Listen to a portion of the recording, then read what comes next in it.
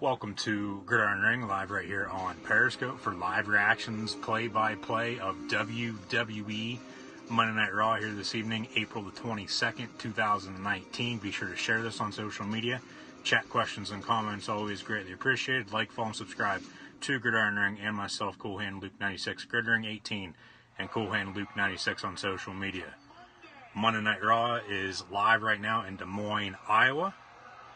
And here comes the game. Triple H, somewhat surprising he's kicking off Raw, but they did announce a short time ago that they're going to have some matches here this evening to determine Seth Rollins' new #1 contender for the Universal Championship. So here comes the King of Kings, the game, Triple H. I thought Rollins was going to kick off Raw, to be honest with you, because they're in his home state of Iowa. This is the first time we're seeing Triple H since WrestleMania 35 a couple weeks ago, after he defeated the Animal, Batista. 2 triple threat matches tonight. There's Michael Cole, Corey Graves, and Renee Young.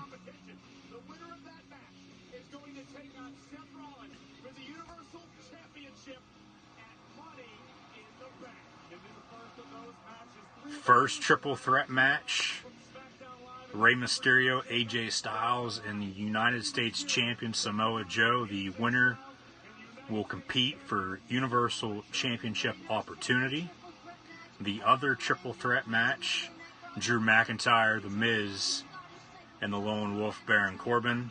So the winners of the 2 triple threat matches will face off for the #1 contendership for Rollins Universal Championship. Rollins versus that superstar at WWE Money in the Bank on May the 19th in Hartford, Connecticut.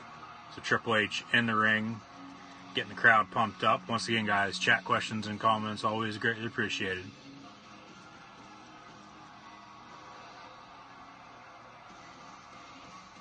Now here comes the Beast Slayer, Seth frickin' Rollins.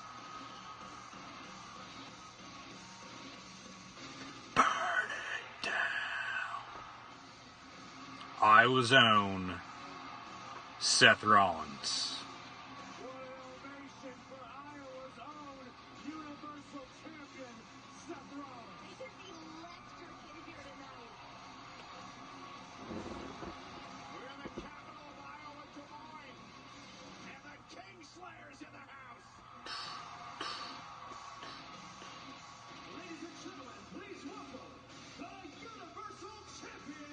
Seth Rollins.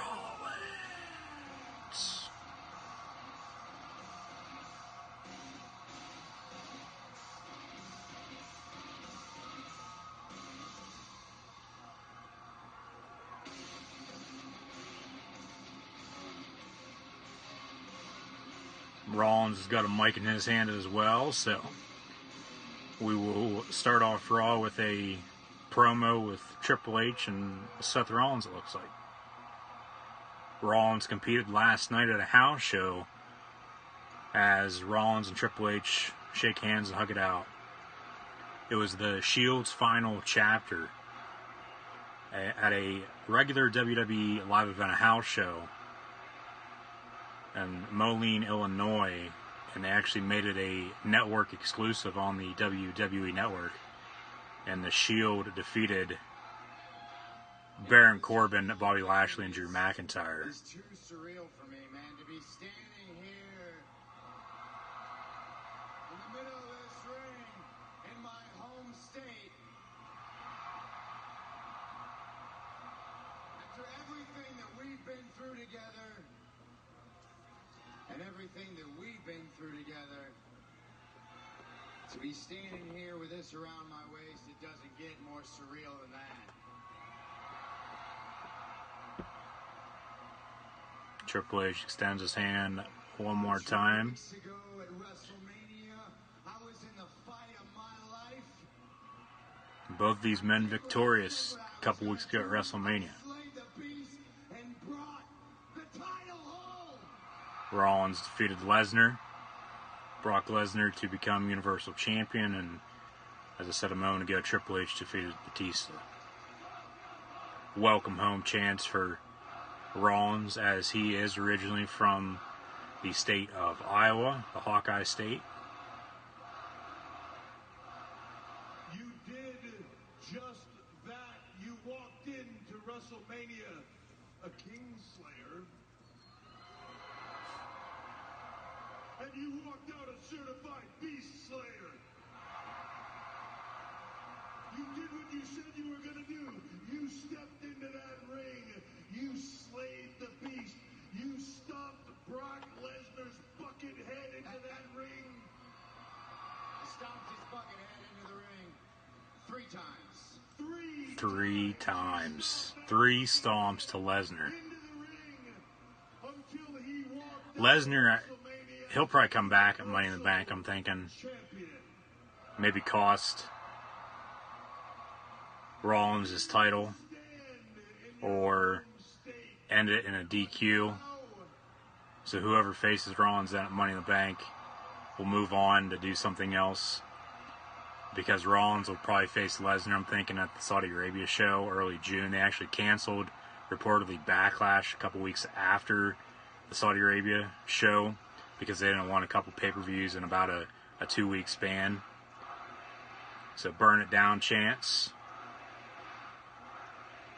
Triple H saying that Rollins walked into WrestleMania the Kingslayer and left the Beast Slayer with 3 stomps to the Beast Incarnate, and then became Universal Champion. Because now you are the Universal Champion. Now you are the standard bearer.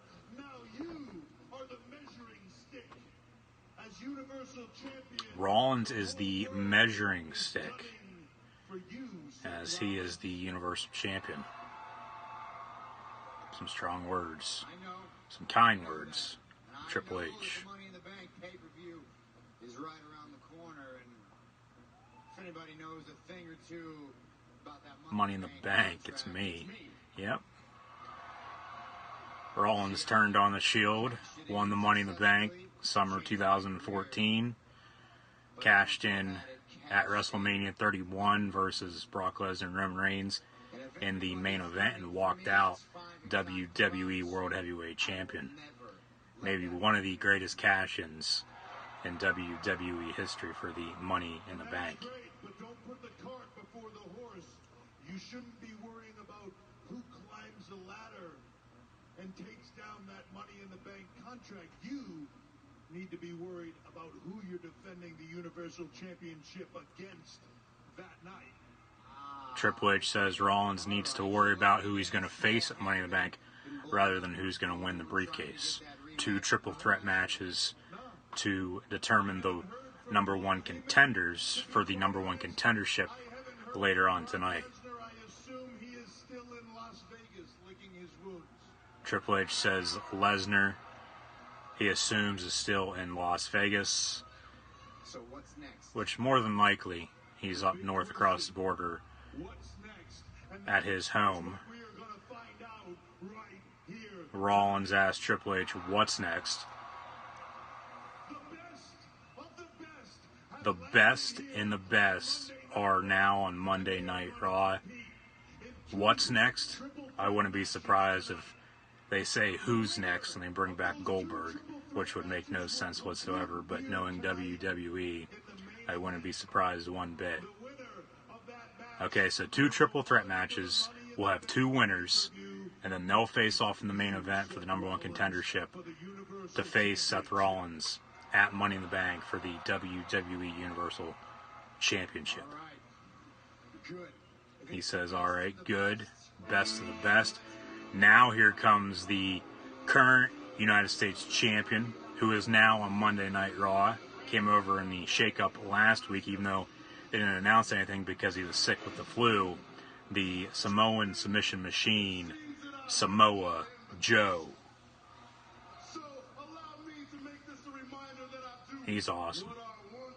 He's the best. And tonight, your U.S. champion Samoa Joe has arrived on Raw. Samoa Joe has arrived on Raw. He's not going to win. It's either going to be Styles or Girl Becky Lynch, she's come up with a I believe Rey Mysterio was the other. I believe Rey Mysterio was the other superstar in his triple threat match. And there's room for one more, and that would be yours. Samoa Joe says he wants to be a double champion just like Becky Lynch, become the Universal and United States champion. But now here comes Rey Mysterio. They'll have Styles win the first one here. He'll come out next. That'll kick off Raw here. Because here comes Rey Mysterio, the little big man. 6'19". He's got a mic cutting a promo as well, walking down the ramp.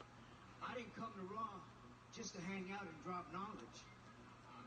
I came because I have a match in mind. After tonight is all said and done, that Money in the Bank, I see you versus me. Rey Mysterio says he didn't come to Raw just to hang out and give knowledge. Well, actually, maybe Drew McIntyre, or they might have all 6 competitors in the 2 triple threats come out now, because McIntyre believes in the other one. So here comes the Scottish psychopath, Drew McIntyre. McIntyre doesn't give a damn about anything, but Mysterio says he didn't come to Raw to just hang out and give knowledge. He sees a match versus himself and Seth Rollins at Money in the Bank for the Universal Championship. McIntyre and Joe are awesome. I'm glad they're both on Raw. Maybe we'll get a United States Championship feud with them after McIntyre is done facing Rollins, because McIntyre and Styles are probably going to win the 2 triple threats, unless they changed up the triple threats already since the start of the show. Because I'm pretty damn sure the 2 triple threats, it was McIntyre, Corbin, and The Miz, which that doesn't make any sense. They should do it like this, so maybe they did change their minds. You have Styles, Miz, and Corbin in one, and then Mysterio, McIntyre, and Joe in another. Either way, you're going to get 2 heels in both triple threats, so you just got to, choose wisely there.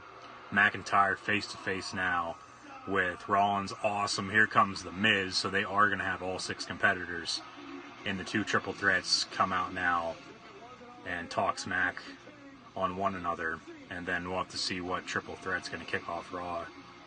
I would assume one of them's going to, unless they have something else, because all 6 guys are in the ring, all 6 superstars in the ring. They'll go to commercial break, come back, bell will ring, match will start, and we'll have 2 winners and then a number 1 contendership in the main event later on. I would like McIntyre Joe after McIntyre's done with Rollins, because it's probably going to be McIntyre Styles, and then McIntyre Rollins at Money in the Bank. Miz still saying he is the best in the world, even though Shane McMahon defeated him at WrestleMania 2 weeks ago. I can be a certain man, and that is a man worthy of the Universal Championship.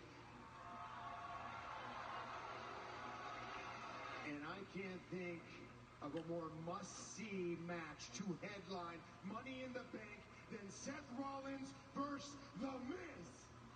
Triple H clearly running things on TV-wise, on Monday Night Raw. Here comes the Lone Wolf now, Baron Corbin. They're going to save the best for last, and that's the phenomenal one, AJ Styles, who came over last week on Raw from SmackDown during the Superstar Shakeup that is still currently going on. They actually made some moves earlier today, sending some guys back to Raw and vice versa back to SmackDown. Corbin's great too. Corbin should be in the Universal Championship picture as well. Maybe a triple threat somewhere down the line. Miz, have you ever beaten the gold medalist in his farewell match at WrestleMania? Corbin asking everybody if they've defeated a Olympic gold medalist in his farewell match at WrestleMania, that being Kurt Angle. Now here comes the phenomenal one, AJ Styles. It's all 6 competitors in the 2 triple threat matches will now be in the ring. No, they don't want none. No, they don't want none. I'm scared. No, don't really want none. Styles needs to bring back his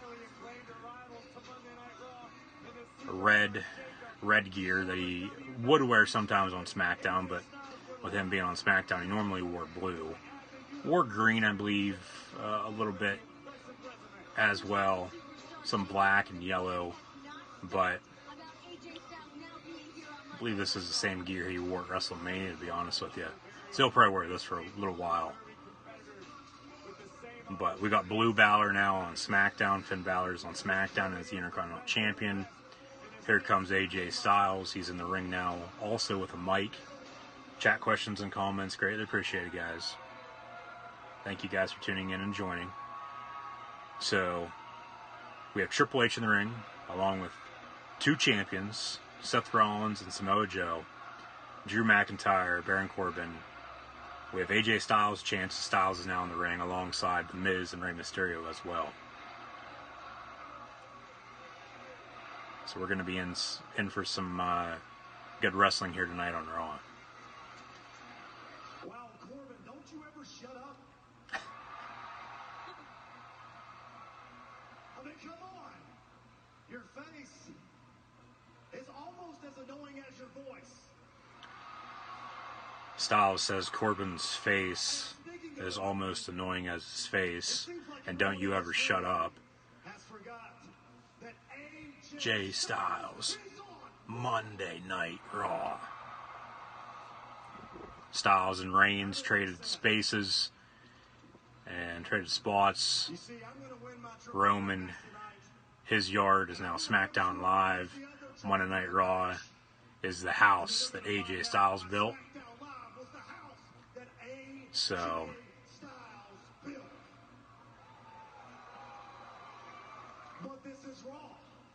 what are they going to say now?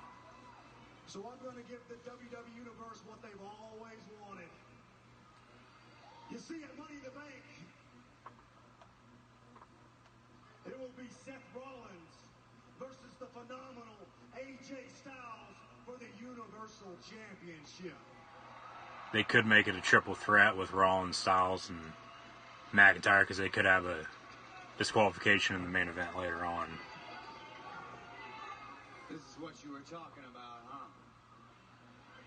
This is what you're talking about, says Rollins towards Triple H, even though they already announced both of these earlier. Well, I'm ready. And it doesn't matter which one of you I face at Money in the Bank. Because in case you forgot, I'm Seth Frickin' Rollins. And I'm gonna Burn it down.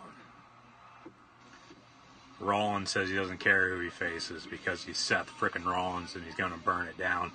He'll probably retain. They probably won't have Styles Rollins until SummerSlam. They'll have McIntyre Rollins for over the summer. Yeah, so right now on Raw, right now, Mysterio, Styles, and Joe in a triple threat where the winner will compete for a Universal Championship opportunity in the main event later on versus the winner of the other triple threat between McIntyre, Corbin, and The Miz for the #1 contendership for Seth frickin' Rollins Universal Championship. So they'll go to commercial break just as I thought they would. Next on Raw, triple threat match to kick off Monday Night Raw here this evening. So a interesting way moving towards the future, moving towards the summer of the WWE. It's normally like this though because, I mean, this seems like a week or so too late, to be honest with you, because it's normally like the night after WrestleMania or the week after WrestleMania, but last week they had the Superstar Shakeup. They normally have, like at the next pay-per-view, which would be Money in the Bank this year, normally it'd be like Payback or Extreme Rules or Backlash or a pay-per-view like that. Not one, in my opinion, that should be considered a top 5, one of the best 5 pay-per-views of the year.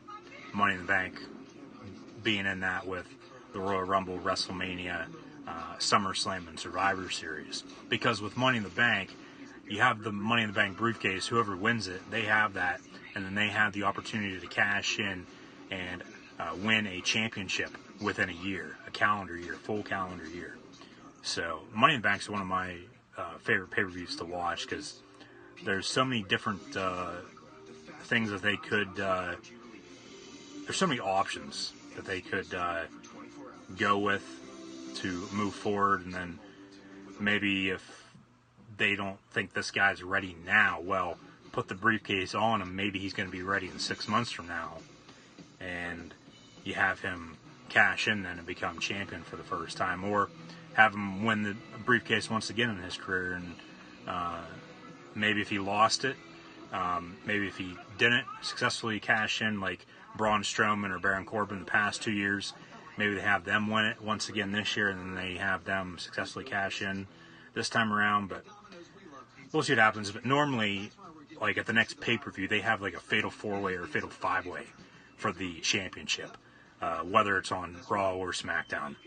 But normally it's that. But with Money in the Bank, you're going to have the 2 Money in the Bank. They should have only 1 women's. Give me the 4 best women from Raw and the 4 best women from SmackDown. But then they should have, but they won't. They'll only have 2 ladder matches apiece, one for the men and one for the women, with the 4 best men from Raw and 4 best men from SmackDown as well. They should have 2 men's Money in the Bank ladder matches like they did in the past, one on Raw and one from SmackDown, to get people to tune in to both Raw and SmackDown week in and week out, especially with the new Fox still coming up in October. And I guess that's why they moved some guys back over to SmackDown, even though they put them on Raw last week during the Superstar Shakeup. But 2 men's briefcase holders in the Money in the Bank, I think would be better instead of 1, but they'll probably only go with 1 and have that Money in the Bank winner, then whoever it is, still be on their respective brand, Raw or SmackDown, and then cash in, at least try to cash in on that champion whenever they feel the time is right. So we're back to the action here. Come back from commercial break. Triple threat with AJ Styles, Rey Mysterio, and Samoa Joe. Mysterio went after Joe. Joe threw Mysterio towards the middle of the ring, and then Styles threw Mysterio into the corner. Styles went after Joe in the corner. Here comes Mysterio taking out Samoa Joe. Joe's outside the ring now. Styles and Mysterio face to face. They're going to go at it here in this triple threat. Once again, guys, chat, questions, and comments always greatly appreciated. Be sure to share this on social media. Hit a little retweet button, share button, and then also be sure to hit the super like, and super heart button, and be sure to like, follow, and subscribe to Gridiron Ring and myself, Cool Hand Luke 96, on social media. Gridiron 18 on Facebook, Twitter, Instagram. Subscribe on YouTube and follow me right here on Periscope at Cool Hand Luke 96, and also over on Twitter. Share, chat, questions, and comments greatly appreciated. Styles and Mysterio, nice backbreaker off the knee from Styles to the little big man Rey Mysterio.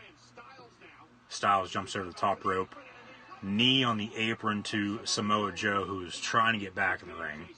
So Joe still ringside. Styles growing out his beard once again. Hasn't had a full beard in the WWE before. Going back old school to his TNA days. Mysterio wearing some black and yellow merchandise.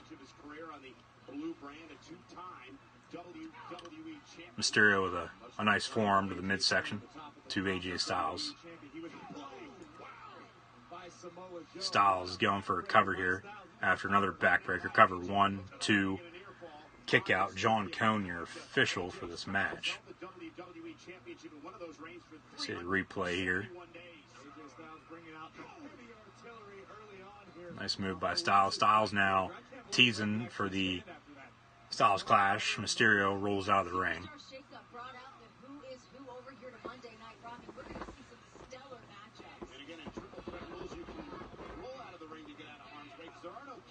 Styles with a kick to Mysterio. Throws him back in the ring. Samoa Joe is still ringside.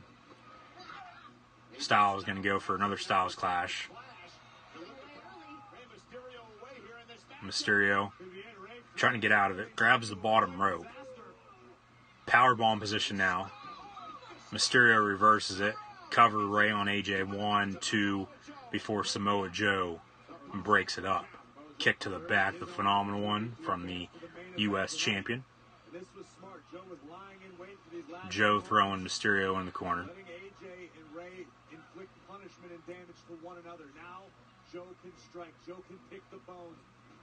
Joe tosses Styles off the rope.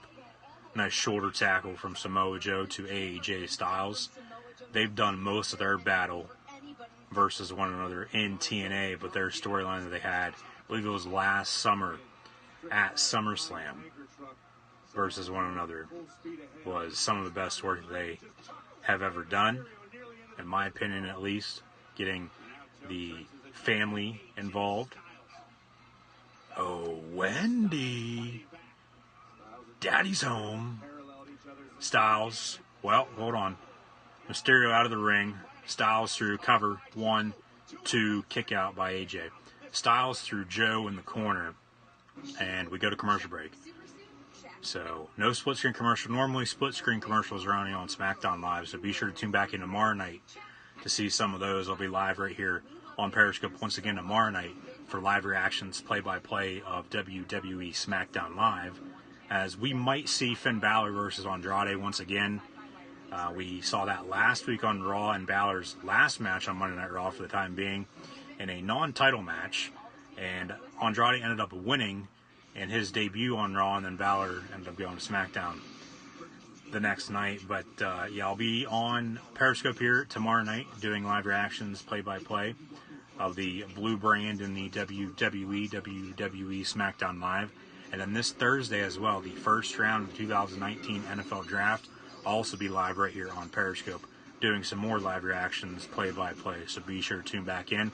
Like, follow, and subscribe to Gridiron Ring and myself, Cool Hand Luke 96, on social media. Links are actually in the description if you're watching on playback on YouTube. But if you're watching right now on Periscope, go over to YouTube.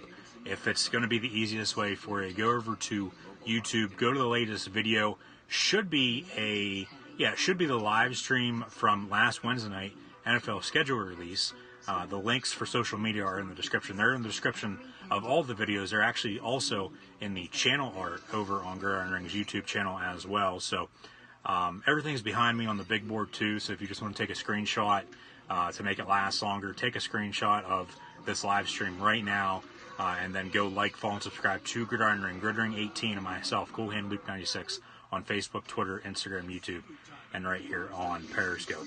So AJ had threw Joe in the corner, and then Joe picked him up and threw him down before a cover 1, 2, and then a kick out, and then a commercial break. So match continues during the commercial break, but I obviously can't see what's going on. I don't know what's going on, unfortunately, because I am not in attendance in Des Moines, Iowa for Monday Night Raw here this evening. I am watching on television from the man cave. So thank you guys for tuning in. So why can't our skin? Gold Bond Strength and Resilience. Plumping moisturizers, skin strengthening proteins keep skin looking younger. 84% saw improvement in skin texture in 5 days. Gold Bond Strength and Resilience. Turn on Smart Relief, and it turns off pain. But turn off Smart Relief, the relief keeps going. I see how Smart Relief keeps on working even after you take it off, because it boosts the release of endorphins, relieving pain for hours. Smart Relief, turn off pain. For unexpected heartburn, Nexium 24-hour can't relieve it fast like Zantac can.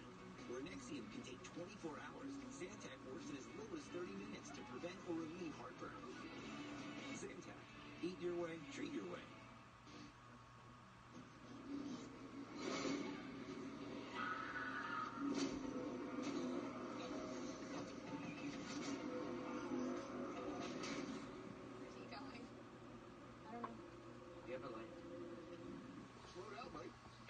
Two things Louisianans never rush: gators and eating chicken.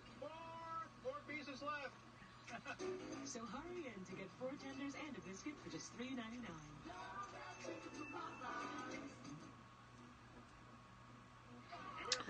Back to the action now on Raw. Rey Mysterio and Samoa Joe in the middle of the ring. Mysterio, well, Joe with a cover. 1, 2. Styles breaks that up. Nice move. Okay, during commercial. Oh, before commercial, excuse me, the replay that I was talking about.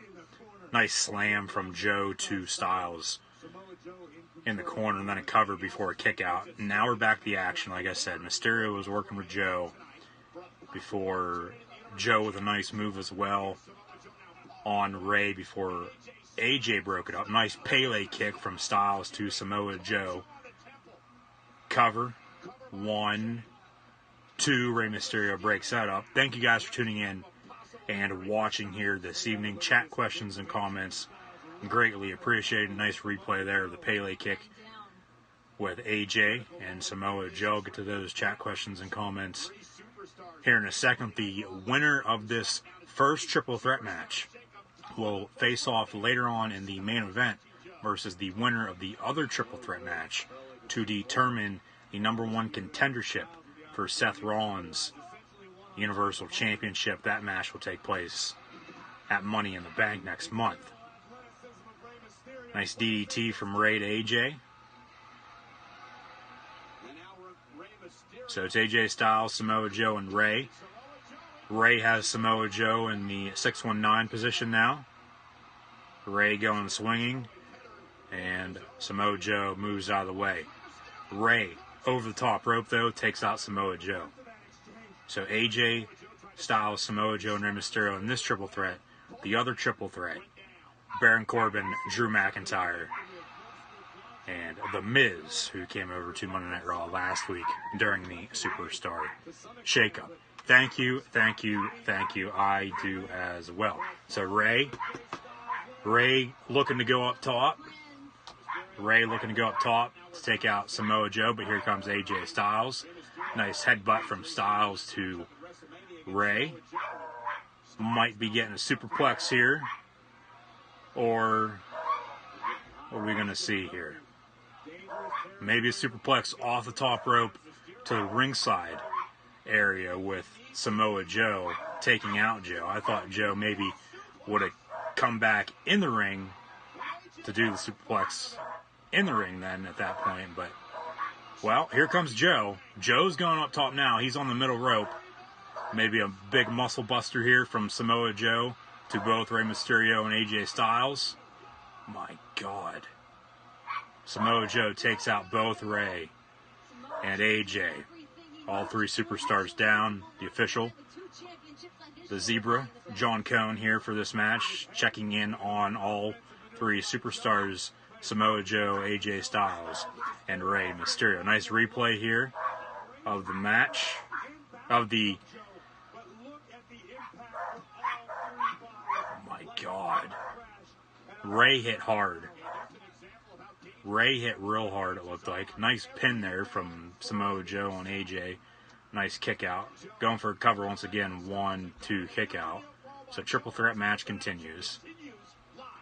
And they go back to commercial break once again. So, yeah, nice replay there of the action that just happened before 2 consecutive pins from Samoa Joe before 2 consecutive kickouts by AJ Styles. AJ will probably win this, I'm thinking. And then McIntyre will win the other. And then I wouldn't mind either of them winning the main event for the #1 contendership.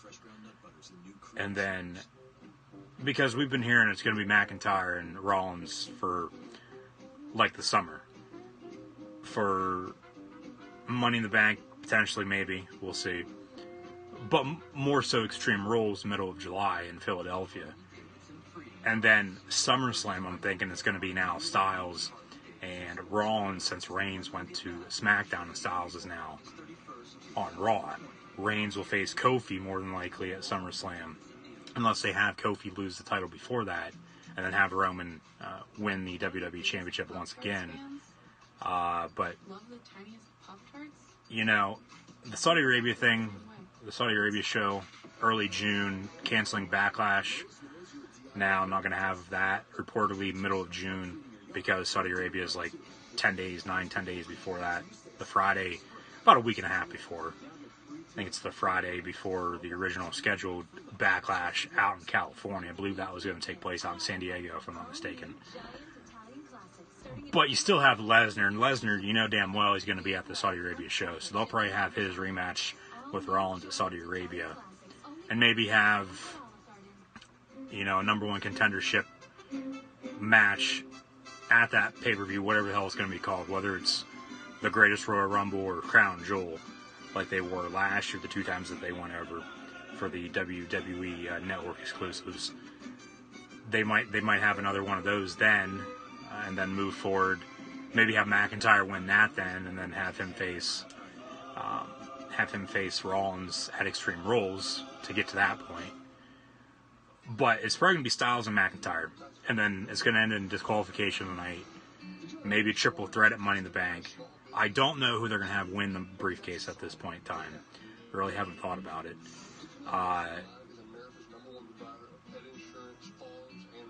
But if you have a disqualification, it saves both McIntyre and Styles. Because you know damn well they're going to have them, along with probably Corbin and Lashley. And maybe The Miz, too. Miz might go up against Samoa Joe for the United States Championship for the time being, before McIntyre and Joe for the U.S. title. Because, unfortunately, they're probably not going to give the title to McIntyre, the Universal title, even though they should. If anybody's going to beat Rollins, it's going to be Styles. It's going to be AJ Styles. So Miz and Mrs. tomorrow night after SmackDown Live. Still a commercial break right now on Monday Night Raw. So keep those chat questions and comments coming, guys. Always greatly appreciated. Quick recap so far. Well, currently we're at a commercial break. Come back from commercial break. We have 2 triple threat matches here this evening. And the 2 winners will face off. Nice clothesline from Samoa Joe to AJ Styles. Cover. 1, 2. Kick out at 2.5 by AJ. We have 2 triple threat matches. AJ, Samoa Joe, and Rey Mysterio right now. 2 winners will face off in the main event for Rollins' #1 contender for Money in the Bank. The other triple threat is Drew McIntyre, Baron Corbin, and The Miz. So I'm thinking it's going to be Styles and McIntyre. And then McIntyre will win and face, or maybe a triple threat at Money in the Bank. Nice nice reversal from Mysterio to Joe on the drop. Now AJ breaks up the count. Really wasn't even a pin though. John Cone didn't even start counting.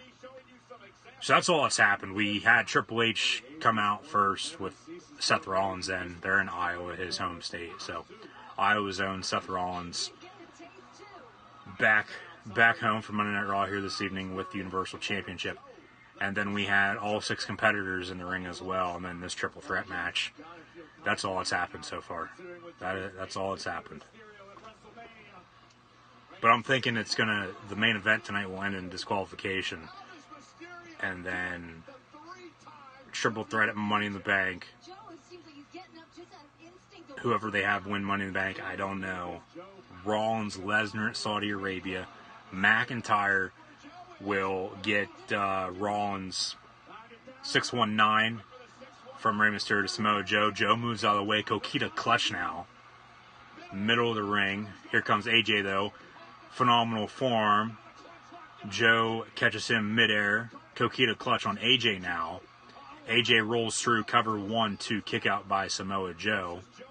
Nice Pele kick once again from AJ to Joe. 619 position for Samoa Joe. Actually, his head's down just a tad bit below the second rope. So we'll get McIntyre, Rollins, and Extreme Rules, and Styles, Rollins.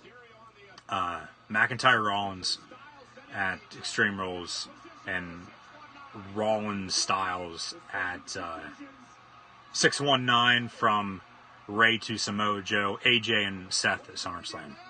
So double 619 coming. 2 different spots, though, in the ring. So, well, no, actually, AJ gets out of the 619 position. Nice power bomb as AJ catches Ray. Styles clash from AJ on Ray. On top of Samoa Joe. AJ going to cover Joe. Cover 1, 2, 3.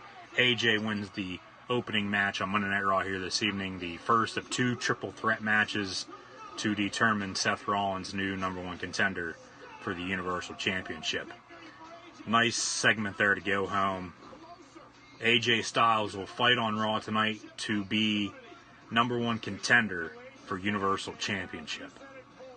So he'll face off versus either The Miz, Drew McIntyre, or Baron Corbin. Probably going to be the Scottish psychopath, Drew McIntyre. Joe bleeding a little bit from his nose. So Ray went for a 619 on Joe. Styles is also in the 619 position. Ray hit Joe with the 619 off the top rope. Styles caught him. Power bomb. Styles clash then. Power bomb on top of Samoa Joe. Then a Styles clash. AJ Styles to Rey Mysterio on top of Samoa Joe. Rolled Ray out of the way. Nice replay here. Cover on Joe. 1, 2, 3. AJ wins this triple threat. Pins Samoa Joe. Really doesn't hurt him because he's still United States champion. And they save Ray. They don't have him get pinned, so AJ wins. Also later on tonight on Raw, Drew McIntyre, The Miz, and Baron Corbin. Winner faces AJ Styles for Universal Championship opportunity. Keep those chat questions and comments coming on through, guys. Always greatly appreciated. Share this on social media as well. Also tonight on Monday Night Raw, Becky Two Belts, the man, Becky Lynch versus somebody who hasn't been seen on Monday Night Raw or SmackDown Live in quite a while. The Foxy Fox, Alicia Fox. Michael Cole, Corey Graves, Renee Young on commentary. Pan back to them.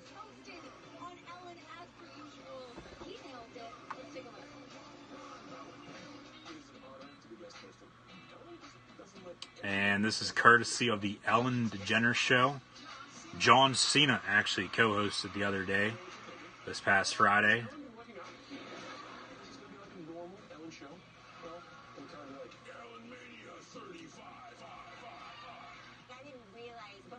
EC3 deserves the briefcase and Money in the Bank. EC3, Ethan Carter III, does not deserve absolute shit. He needs to go back to TNA is what he needs to do. No, he doesn't. He might actually be in the match, though, just for the hell of it. Just so they can squash him some more.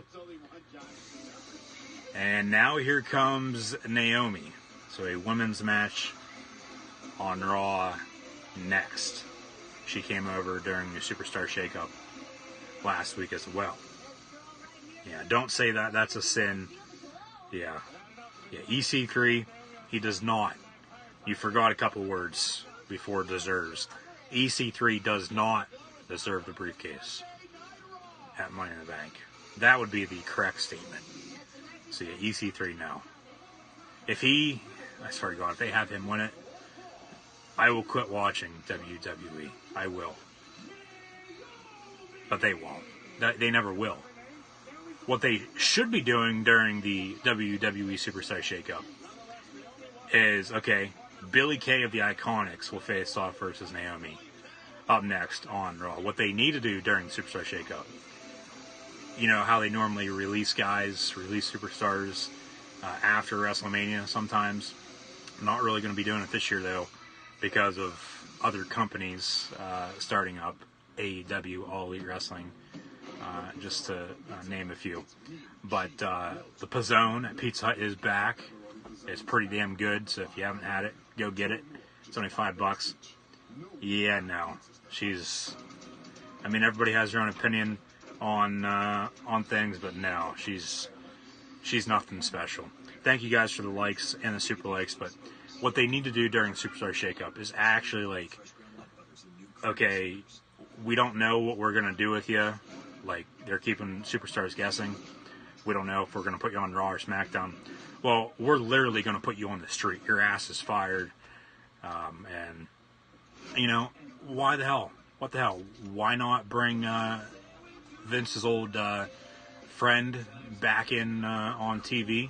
Bring in the current president of the United States, Donald J. Trump, and have him actually fire whoever you want fired, whoever they're going to end up releasing. But that'll never happen.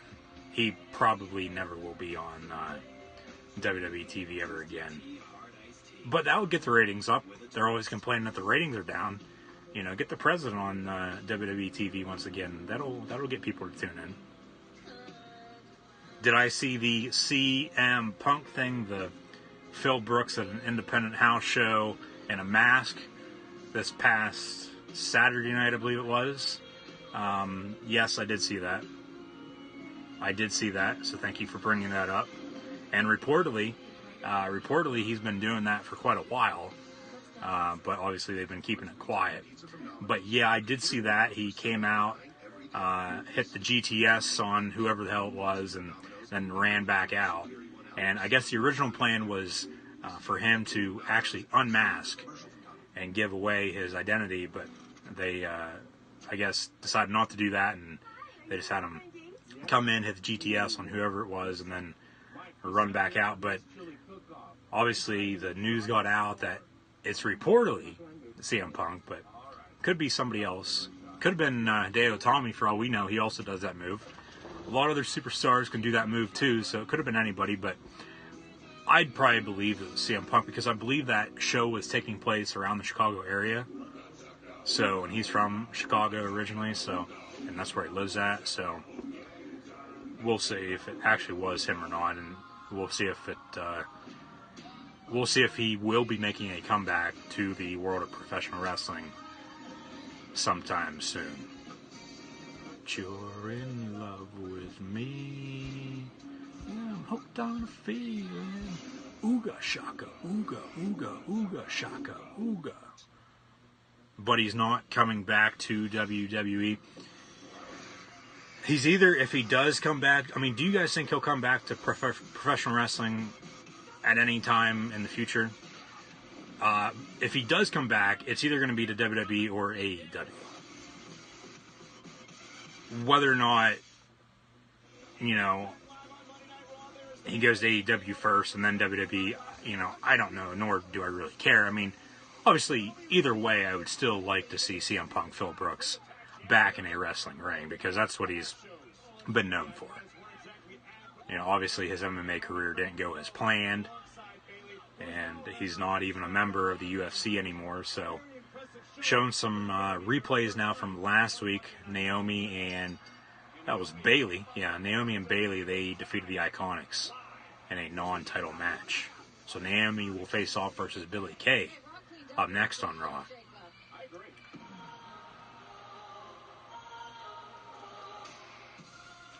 An unmask would have gave him too much heat at once. I wouldn't say it would have gave him heat. The place would have went nuts. And it would have got more people talking because I mean, obviously people were talking about it, but, and like you said, I think they did it just right. I think they did as well, but if they would have had him unmasked, there probably would be more people talking about it. But WWE and AEW, they wouldn't be saying a word about it. AEW, Goldust, Dustin Rhodes is going to AEW, if you guys didn't see that as well. So there's Billie Kay and Peyton Royce cutting an iconic promo as they are the women's tag team champions. Billie Kay versus Naomi next on Raw. So I don't think WWE, that podcast and court case was messy. Yeah, but there's been a lot of other messy things that the WWE's got involved in with other superstars that left the business, left the company, and they also came back later on down the road as well. So never say never. Never say never. I mean, like I said, I would like them to be back in the professional wrestling business, whether it's in WWE or AEW. I mean, I'm going to watch AEW regardless when it gets on TV, hopefully, come the fall.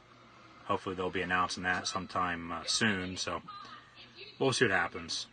But you never know with Vince. Yeah, exactly. Like I said, you never say never. Now, if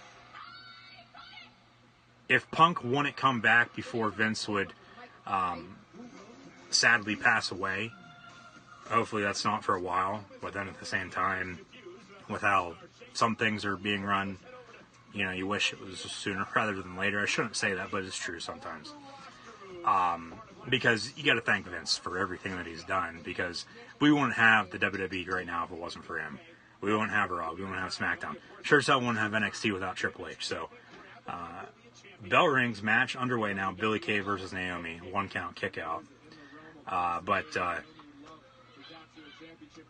if Punk wouldn't come back before Vince would die, I think eventually Triple H would bring him in.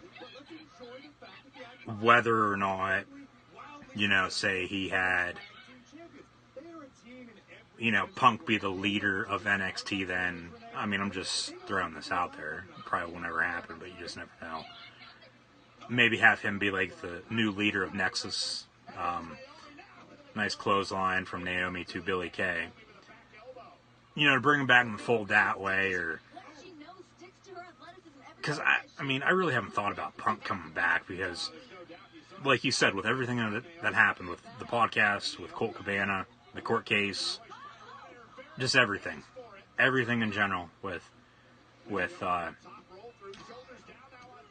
1, 2, 3, Naomi pins Billie Kay on a quick roll-up pin. So match, a squash match, a real quick match for the women as we inch closer towards the 9 o'clock segment. So they'll go to commercial here and then come back. Maybe the other triple threat will kick off the 9 o'clock hour. And then the main event will be the 2 winners facing off versus one another. Billie Kay pissed off that she lost, but hey, at least they still have their tag team championships. Never say never, though. I'll end that on that with CM Punk for now. Go to a vignette with more than likely Bray Wyatt, because it's the dollhouse, the doll, the rocking horse with the teddy bear, and then I wonder if they'll do the buzzard one later on, because normally they would do this one second. Some more stuffed animals, some more dolls. These weren't involved last week. And whether or not this is supposed to be Sister Abigail or not in a rocking chair, I don't know. It's creepy one way or another. Bray Wyatt reportedly changed up his look once again. I guess he did cut most of his beard off, shaved it. It's really, really short now, but he still has it. So he might be coming back with a new look, even though he'll still probably be doing...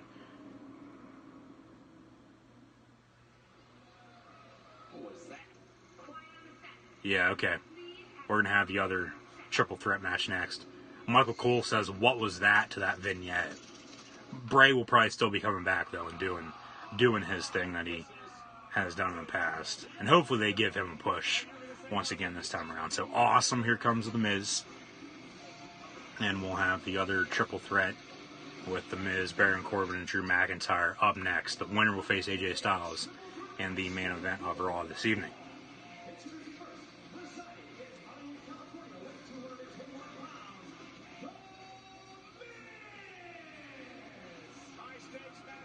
Speaking of AEW, that roster, though, yeah, they just brought in Goldust, Dustin Rhodes. They have the Young Bucks, Kenny Omega. So up next on Raw, McIntyre, The Miz, and Corbin. I'm trying to think who else is in AEW. Chris Jericho. They got a lot of big names from the independent scene. Tomorrow night on SmackDown, Charlotte face-to-face with Becky Lynch. And Vince McMahon with Elias and Roman Reigns, it looks like. Elias. SmackDown Live is Roman Reigns' yard now. Just sad that they got to get Vince involved to make sure Roman gets over. But it is what it is. So tomorrow night I'll be live right here on Periscope once again for WWE SmackDown Live, so be sure to tune back in. I think that Punk wants to come back and be a full-timer, but his body probably won't have it. No, if Punk ever came back to the WWE, he would not be a full-timer. He would more than likely I wouldn't say he would be like a Brock Lesnar type of guy. He'd be like what John Cena was a couple years ago. Not wrestling all the time, just on TV every once in a while. Not wrestling house shows. But, I mean, if the money's right for AEW for him or WWE, like I said, never say never. I think we'll see him, you know, eventually, just a matter of when. Triple H actually doesn't like Punk. Well, that's the thing. That's the thing. That obviously Triple H would have to get over. Because if he would bring in Punk,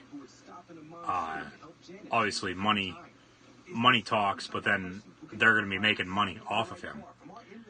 So it's a win-win for both parties. But at the same time, you know, going back to that, you know, Hunter, Triple H, Paul Levesque has NXT. He has all these other independent guys, independent wrestlers that, you know, he can rely on to move the company forward into the future and build off of them rather than bringing back all these old superstars like they're still doing to this day. But that's what would... I brought that up because that's what would get people talking about it. Like, oh, holy shit, like he actually got over it. Like, I know what Punk said about the WWE. I know what he said about Vince. I know what he said about Triple H. I know what went down. I listened to the podcast when it came out 5 years ago. I know the court case and everything else. I don't think it's going to be anytime soon, him coming back to WWE. I think, if anything, obviously, if it's true he's been doing these mask appearances at independent house shows around the country, as of late, with him not being in MMA, obviously he's got a not a hunch. He wants to get back in the ring. That's what it seems like. And he would probably go to AEW before he went to WWE because they have money now too. So maybe WWE buys AEW out like they did with WCW if AEW doesn't do good. I don't know how that's going to do. I honestly don't. So here comes McIntyre. WWE Money in the Bank, brought to you by Papa John's. Better ingredients, better pizza, Papa John's. So Corbin also got a jobber entrance. So Miz in the ring, Corbin, and McIntyre, triple threat to face. The winner will face AJ Styles in the main event later tonight.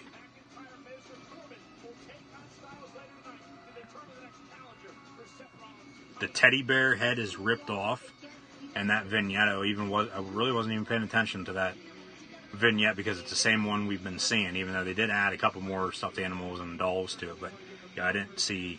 Thank you for saying that. I didn't see that they ripped the head off the teddy bear. Yeah, so Goldust. Yeah, Goldust is in AEW now. He's going to face off versus his brother, Cody Rhodes. It's going to be Dustin Rhodes versus Cody Rhodes. Cody versus Dustin at AEW Double or Nothing, May 25th. Bell rings. Match underway. Miz with a quick roll-up pin on Corbin. One kick out. McIntyre picking up Miz now. Quick roll-up pin on him as well. One kick out. Yeah, they still have Velveteen Dream. You know, they have a lot of guys down in NXT. That, I mean, Punk's good, but there's a lot of guys now so because Punk's been out of the business for a while, even though don't get me wrong, he still knows how to wrestle. That they would probably be better off having the superstars in NXT rather than CM Punk. So Corbin and McIntyre are working together now. They're stomping Miz away ringside.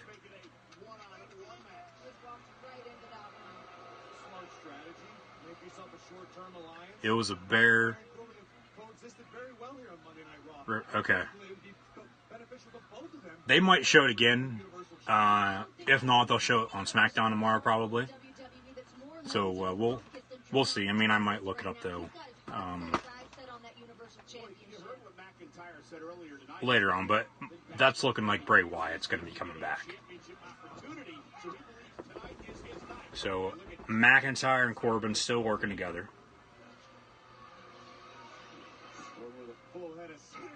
Corbin with a nice punch to the midsection of Mike the Miz Mizanin.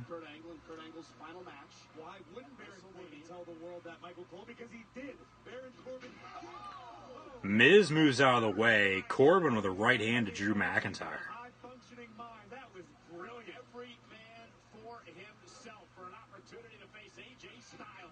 Corbin throws Miz out of the ring.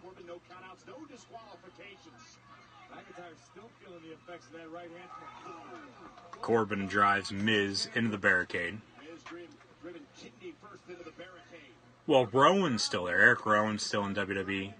But it'd be pointless. I mean, they still have Braun, but they brought him into the Wyatt family late. Really wasn't even, in my opinion, a part of it.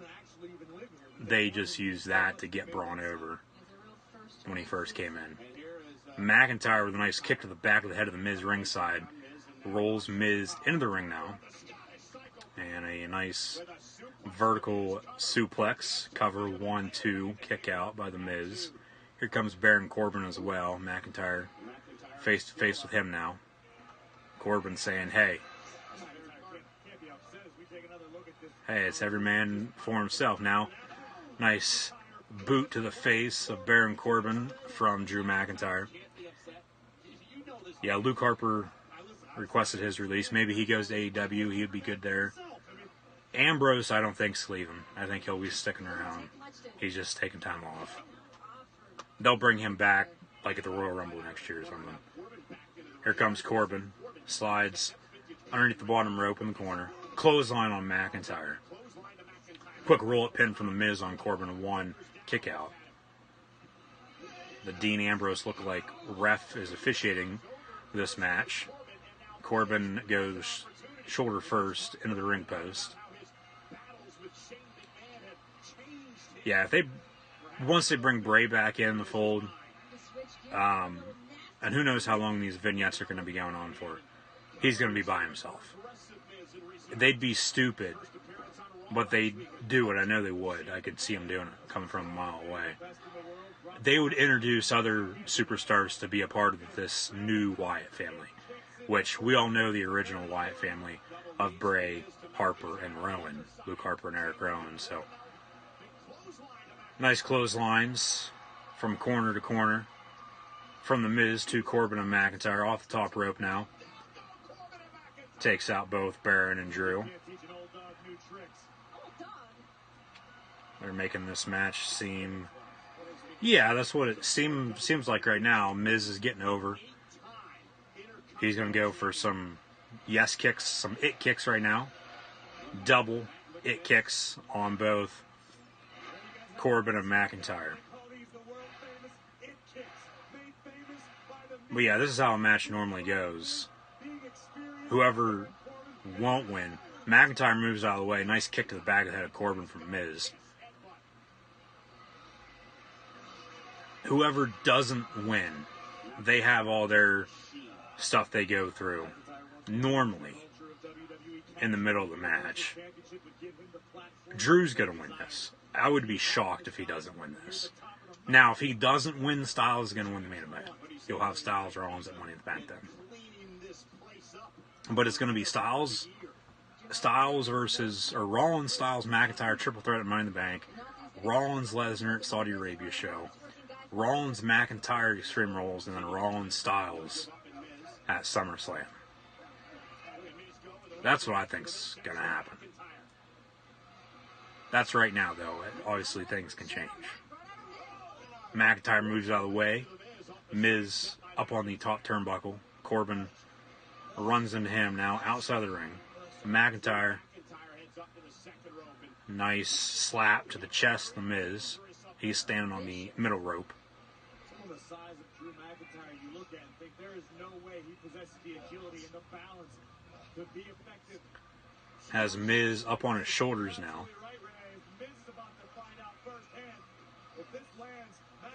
Corbin now going for a powerbomb on Drew, who has Miz on his back.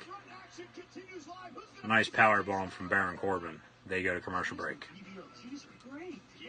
match continues. Keep those chat questions and comments coming on through, guys. Always greatly appreciated. Like, follow, and subscribe to Gridiron Ring and myself, Cool Hand Luke 96, on social media, Facebook, Twitter, Instagram, YouTube, and right here on Periscope. We express our love for natural juicy Black Forest gummies in many ways. Sometimes we say juicy up. Other times we even say So juicy, yeah? Black Forest gummies, so juicy. So Kim, you going for a big drive safe and save discount? Yep. Using the app? I've been quite vigilant. Easy, but you're in labor. Don't mess with my discount! Get a discount up to 30% with Drive Safe and Save. your eyes don't deceive you. This taco is filled with crunchy, melty nachos from Just a Dollar. The new $1 loaded nacho taco from Taco Bell's Cravings Value Menu. Value beyond belief. The type of person who would stop in a monsoon to help Janet change her front tire is the same type of person who can help you find exactly the right car from our inventory of over 50,000. Because helping people is what CarMax people are all about.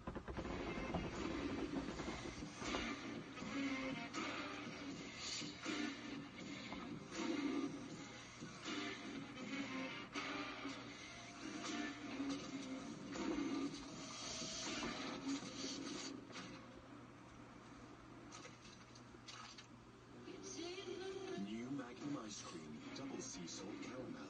Carefully made to be broken. Magnum Ice Cream, be magnifique. Slow down, Mike. Take your time. Two things Louisianans never rush: gators and eating chicken. Four pieces left. So hurry in to get 4 tenders and a biscuit for just $3.99.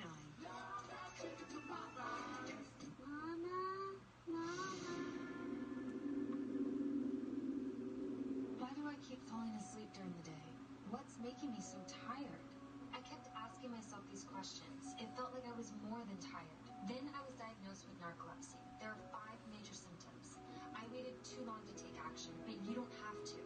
Visit morethantired.com now. Take the narcolepsy symptom screener and find a sleep specialist to share your results. Don't wait. Visit morethantired.com today. Ooga shaka, ooga, ooga, ooga shaka, ooga, ooga.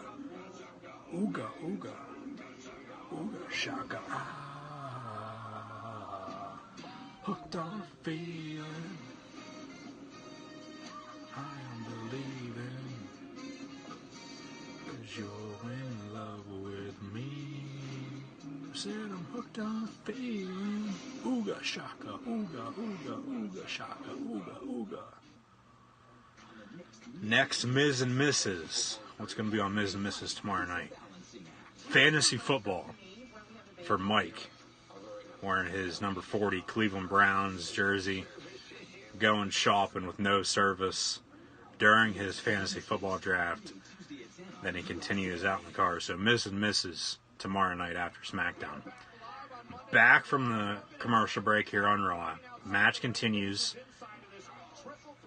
Triple threat, McIntyre, Corbin, and The Miz. Winner face AJ Styles later on. Miz going up top turnbuckle. McIntyre and Corbin, haymakers to each other ringside. Here comes Miz, though, takes them both out. And this is a no disqualification match because it's triple threat. If it's no DQ, then why the hell aren't you using chairs, tables, ladders?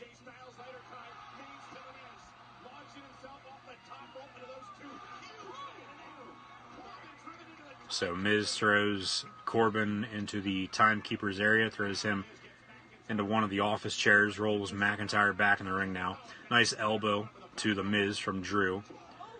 Another elbow in the corner. McIntyre now carrying Miz on his back. Cover. 1, 2, kick out from the Miz. And AJ Styles is watching on from backstage. He will face the winner of this later on in the main event. And the winner of that will be the new number 1 contender for Seth Rollins' Universal Championship.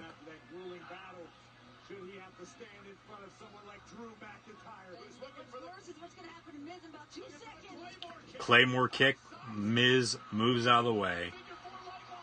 Figure four's in. Miz has McIntyre in figure four. Where's Corbin at? He'll come break this up.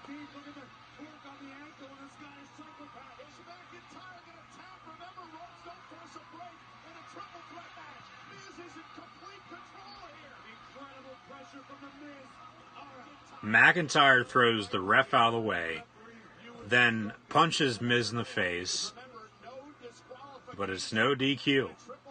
No DQ with it being a triple threat match. Miz throws McIntyre through the bottom rope. Corbin also ringside now, right next to Drew McIntyre. Miz, what's Miz going to do? Corbin rolls in the ring. And deep six from Baron Corbin to the Miz. Cover 1, 2, kick out. And Corbin mad. So yeah, McIntyre went for a Claymore. Miz reversed it. So McIntyre will come in with a Claymore kick maybe after a McIntyre in the face of the official arguing. It's probably going to end with, because Corbin just hit a deep six. He also has the end of days. But Miz will probably skull-crushing finale. Well, actually, Miz with a quick roll-up pin on McIntyre. 1, 2, kick out. Corbin actually, nice spine buster from McIntyre. 1, 2, kick out. Corbin slid into the steel step, so he's ringside. What I thought was going to happen, Miz would take out Corbin, which technically he did somewhat. But then Miz would hit a skull-crushing finale on Corbin, and then a Claymore kick once Miz would get back in the ring from Drew to Miz, and then a cover 1, 2, 3, and he'd win. But Corbin's still ringside. McIntyre, let's go Miz chance. And Miz with a nice kick to the knee. Now a DDT cover from the Miz on Drew. 1, 2, kick out at 2.5. Here comes Corbin. Corbin. Nope. Skull crushing. Nope. Another DDT from the Miz on Corbin. 1, 2, kick out at 2.5 once again. Where's Drew? Claymore kick coming. Claymore kick coming on the Miz more than likely, and he's going to win. I'd be shocked if that did not happen. I'm not denying that Miz has been impressive, but you guys are so excited about the A-lister for just hanging in there. Baron Corbin's hanging in there. Drew McIntyre's hanging in there. Well, there's no doubt that Miz was the underdog coming into this match. You have to agree with that point, Corey. I would agree with that point, but Miz hasn't emerged victorious yet, so most of the world, the betting odds... Miz now in the corner. Going for a skull-crushing finale. Corbin with a couple elbows. Miz with a clothesline on Corbin to get him out of the ring. McIntyre with a Claymore kick on Miz. Cover. No, here comes Corbin. Pushes McIntyre out of the ring. Cover on Corbin. 1. Baron Corbin wins. Oh my. Baron, they might give Drew the briefcase now. Corbin pushes Drew out of the ring after Drew hit a Claymore on Miz. Corbin came in, pinned the Miz. 1, 2, 3, and now we'll face AJ Styles in the main event later on tonight. They might give Drew the briefcase, which I wouldn't mind that one bit.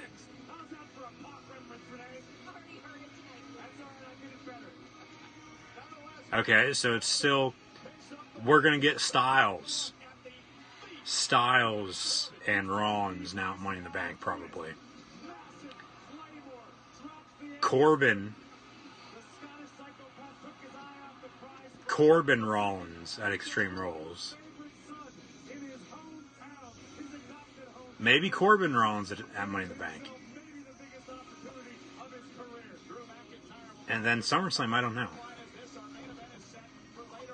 Main event is now set. AJ Styles versus Baron Corbin. Winner faces Seth Rollins for Universal Championship at Money in the Bank.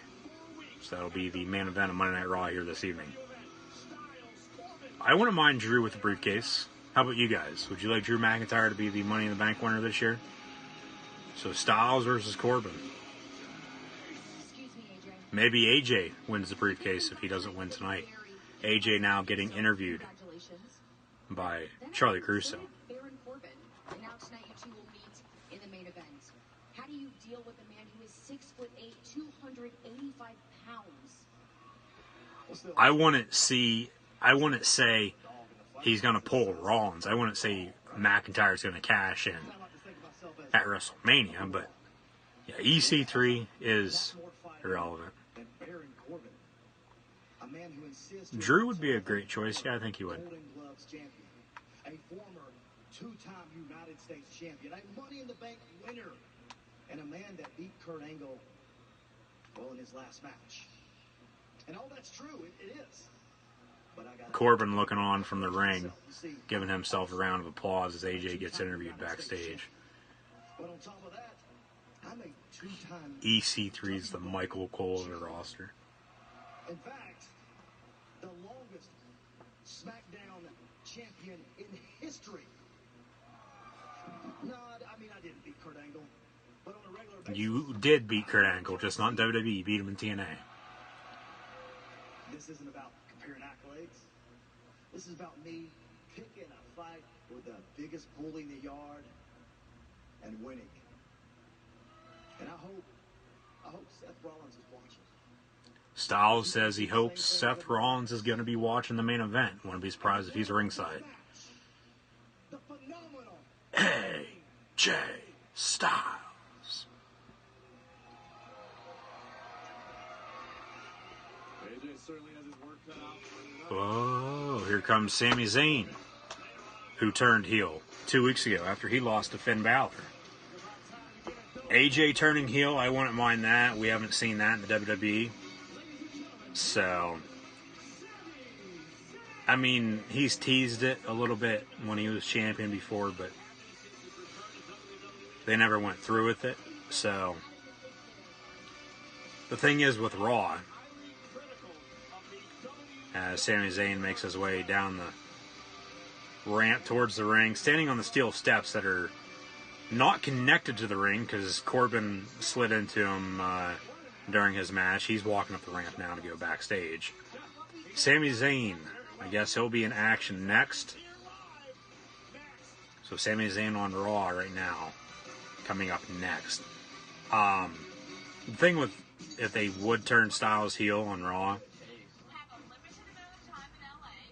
there's probably going to be too many heels, which probably wouldn't be a bad thing. I mean, I wouldn't mind it, but to some extent, you can't have 3 top faces, according to some people, on one brand. You'd have AJ at that point. You'd have 4. You'd have 4, not 3. You'd have AJ. You'd have, make it 5. You still have Lashley. Unless they decide to do something else with him, but it doesn't look like that. Lars Sullivan, they say he's on SmackDown. He's probably going to be on both Raw and SmackDown. Because Superstar Shake-Up now last week really doesn't mean shit. With them switching some guys back and forth now earlier today. But you have, if they would turn Styles heel, you'd have Styles on Raw, McIntyre, Corbin, Samoa Joe, and Bobby Lashley. I don't think AJ is going to be turning heel anytime soon. Probably not until at least after SummerSlam, if they would. I mean, I like the move for AJ going to Raw. It gives him both him and Roman, a fresh start on their new brands. But, you know, AJ won the briefcase. I wouldn't mind that. As long as they don't have EC3 win it, which they won't. I know they won't. I know damn well they won't. Some other guys they probably won't have win the briefcase, but potentially might be in the match. Andrade, Corbin, potentially, depending on what happens, along with Styles, depending on what happens in the main event later on. Bobby Roode, because Chad Gable is now on SmackDown. They would be stupid to do Braun, because it's going to be Braun and Samoa Joe for the United States Championship. Depending on what happens with Styles and Corbin, the loser of that might be in the Money in the Bank, more than likely. You'd have Andrade then, maybe Aleister Black. They're both on SmackDown now. They moved them over to the Blue Brand earlier today. You'd probably have Bobby Lashley and Bobby Roode, or they might have a qualifying match between both Bobbies, just so they don't have too many Bobbies in the Money in the Bank match. Cedric Alexander, I did see, is going to be facing off versus Cesaro later on tonight on Raw. Cesaro is now on Raw. Sheamus is out with an injury. He has a concussion, so it looks like the bar is broke up for the time being. WWE and Make-A-Wish. They go back to commercial break. Becky Lynch versus Alicia Fox tonight as well. They could have Eric Young in there, just for the hell of it. I think if you have anybody between Eric Young and EC3, you have EY. Just be in a Money in the Bank match. Maybe Jinder. Highly doubt it, though. Just naming off some guys. Sami Zayn will probably be in it. Sammy will be in the Money in the Bank match. Then SmackDown. SmackDown. Probably Ali, Mustafa Ali. Daniel Bryan if he's healthy. And then Kevin Owens. Give me Kevin Owens. And probably Randy Orton. Or Elias or Roman Reigns. One of those.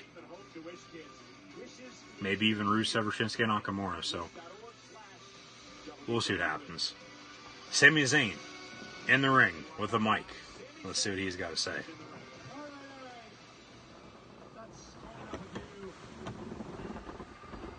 In the last couple of weeks, I've been doing something that up until now no one else has had the courage to do, which is to tell you all the truth about yourselves.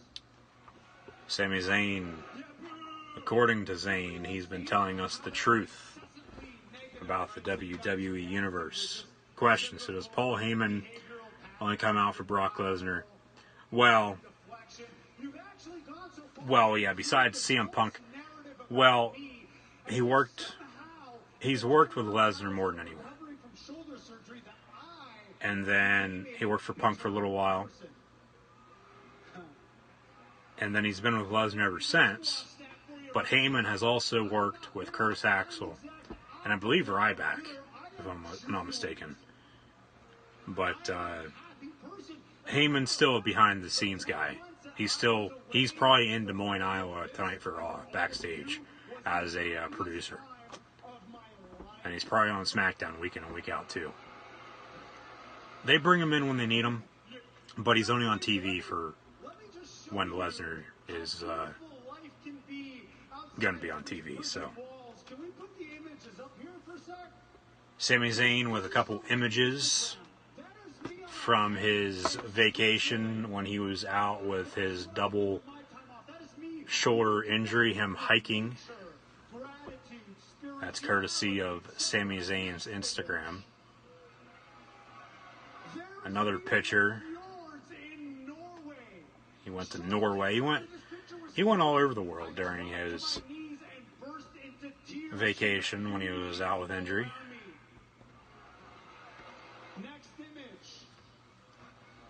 Next image is him laying in a hammock. He went down to Mexico. So the monkey's in the trunk. Showing all these pictures of Sami Zayn's vacation. Fourth picture from the monkeys.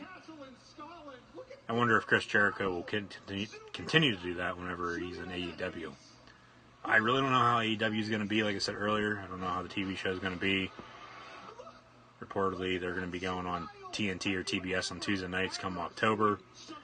But their next show is Double or Nothing. About a month away. May the 25th in Las Vegas at the MGM Grand. WWE was approaching.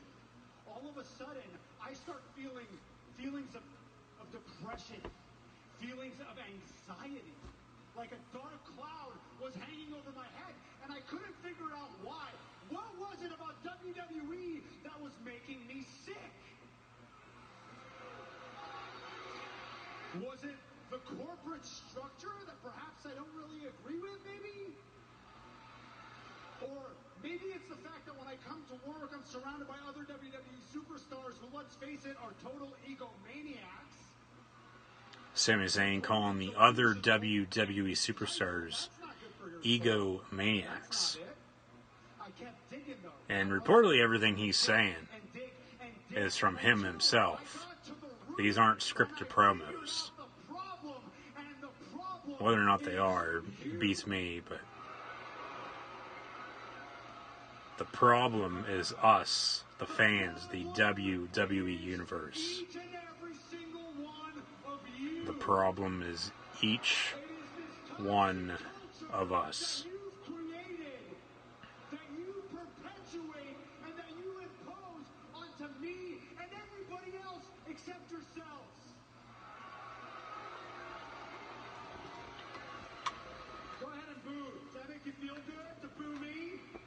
Well, most of the stuff is scripted.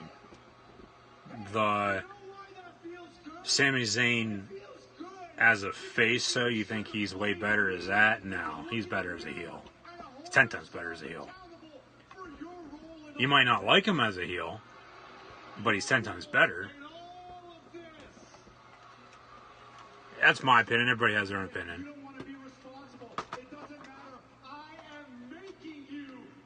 Heels in the world of professional wrestling are the best part of the business. Every single one of you, every single member of the WWE Universe.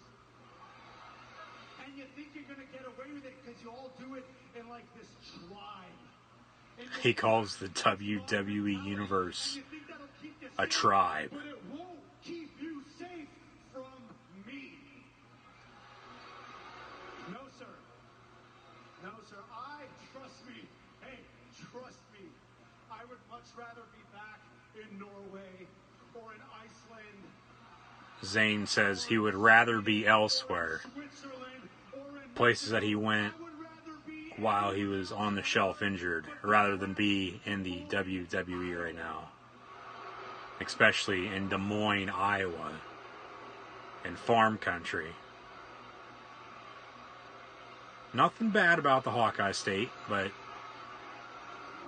I see where he's coming from. If you've got a problem with that, and it sounds like you do, I suggest you take a little page out of old Sami Zayn's book. I suggest you all take a trip. Sami Zayn suggests that everybody takes a trip. Doesn't that sound nice? You should all take a trip. That's right. You can all Where to? go. That's the question. Where to? Hell, Sami Zayn tells the entire crowd that's in attendance in Des Moines, Iowa, plus everybody watching around the world, that the entire WWE Universe can take a trip to hell. So it doesn't look like they really have anything going for him right now other than just some promos. Becky Lynch, Alicia Fox tonight. AJ Styles versus Baron Corbin. Now here comes, who's this? Apollo Crews. Oh, that's Cedric Alexander, sorry. Cedric Alexander came over from 205 Live to Monday Night Raw last week during Superstar Shakeup. He faces Cesaro up next. Yeah, so it doesn't look like they have anything going for Sami Zayn. They might, like I said, a second ago, might have him in the Money in the Bank match next month. This should be a good match coming up next with Cedric Alexander and Cesaro, as Sheamus, the other half of the bar, is out with an injury, out with a concussion. Yeah, heel Sami Zayn is 10 times better. Everybody has their own opinion, though.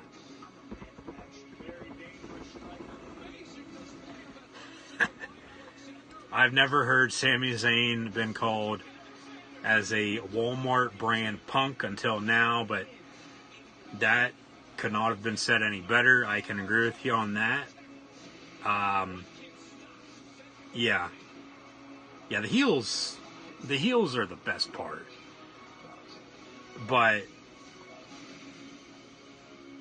yeah, Sami Zayn, a Walmart brand punk.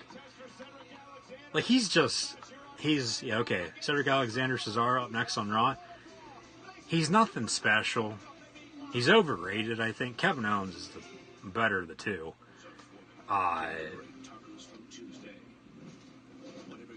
Sami's just that mid-card superstar that he's just going to be sticking around for a while. But he's a damn good heel when he's a heel. He's a damn good heel when he's a heel. Super top secret mathematical formula they keep stored inside a safe, So. inside a vault, inside a volcano. Just Stratix. Starburst, unexplainably juicy. We'll see what happens, what they do with him. I mean, they might have him go. I mean, they had Cedric Alexander come out for his match versus Cesaro. They might have Sami Zayn, versus Alexander. Sami Zayn versus Cesaro. Trying to think who else is on Raw here.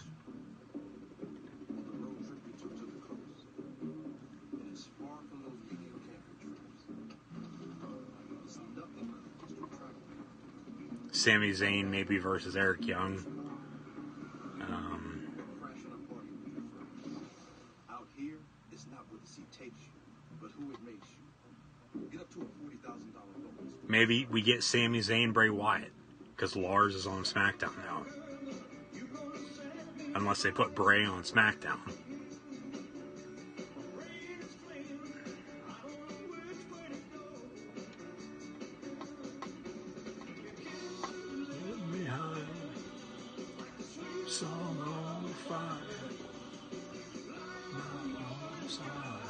Burn love. Hunk, burn love. Alright, Mount Rushmore of heels in all of professional wrestling, just not the WWE, right? Who do I got? You got early Jericho, long hair heel.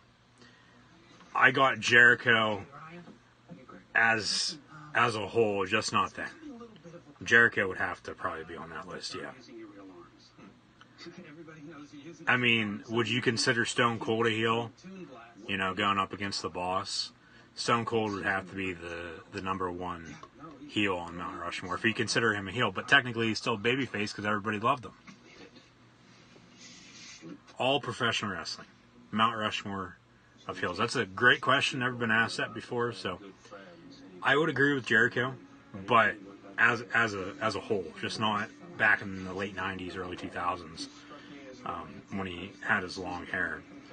Yeah, Jericho's great. I mean, and I always bring them up, but in my opinion, they're awesome. What Kevin Owens and Samoa Joe are both doing. If I could have both of those superstars together as one, I would have that as a second or a third superstar on that. Okay, Stone Cold, we're going to say he was a face because everybody loved him, which is true, but technically, at the same time, he was a tweener, he was a middle guy, because everybody loved him, but then he was a heel, towards the corporation, even though they were the heels storyline-wise. So here comes Cesaro now. What about heel Hogan? I don't know about him. Cesaro getting his old entrance back. Now it just has three different, I believe those are just three different,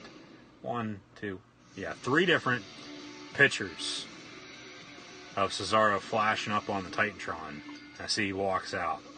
This is the first time in forever, I believe, he's in a singles match on Raw, because he's been a part of the bar for the longest time with Sheamus, but he's out with an injury. They give him some green lighting as well, some green graphics during his entrance. Yeah, it'd have to be Jericho. If I could have Owens and Joe as one, that would be another one. So, bell rings, match underway. That's a good question, but that's a tough question. Let me think on the other two. What are you thinking in your matchup here tonight as you come over to Raw to face Cesaro? We've seen Cedric Alexander in the past on Monday Night Raw. I'd have to think. 205 Live as a member of the Cruiserweight division. Cedric needs to just maintain the status quo. I mean, that's going back quite a ways as well, so. Because the thing is, you have all these different eras in wrestling. Like right now, it's still, I mean, it's not still technically the PG era, but to some extent it is. Cesaro with a nice uppercut on Cedric Alexander in the corner. Triple H actually called this era, trying to think what he called it, when it was a couple months ago when you had Vince, Stephanie, Shane, and Triple H in the ring saying that the Authority, technically the McMahons, were taken over and everything was going to go through them, which it does behind the scenes anyway, but on TV, for storyline purposes, Triple H came up with the term something era. I can't remember what he called it, but the thing is, going back all this time, you have all these different eras, all these great wrestlers, all these great faces, all these great heels. It's really hard to choose a top four for a Mount Rushmore of heels. Cover for Cesaro on Cedric Alexander, a 1 count and then a kick out. But yeah, Jericho, I'd have to say, is on there, and then Owens and Samoa Joe as 1. So that's 2. Upcoming live events tomorrow night, SmackDown Live in Lincoln, Nebraska. Next Monday, down in Lexington, Kentucky, for Monday Night Raw at Rupp Arena, home of the Kentucky Wildcats. Nice backbreaker, 1-2 kick out by Cedric Alexander, and he's in pain. He's really, really screaming. He's really screaming about that one. Since the opening bell, he has been perpetual motion, trying this, trying that. Cesaro's been a little more calm. Well, Vince is on the mountain by himself because he's created all this. Superstar-wise, I mean, yeah, you could have him on there, but I want it. He'd be the god of all this, because he really took the world of professional wrestling to another level once he bought the company off of his father. We wouldn't have WrestleMania. We wouldn't have Raw, SmackDown, all these other pay-per-views, NXT, if it wasn't for the WWE. Cover after a kick from Cesaro, 1-2, and then a kick out. Allowing Alexander to make his own mistakes, and the Swiss Cyborg capitalized. They're teaching him a lesson. Yeah, everybody likes The Rock. Everybody loves The Rock.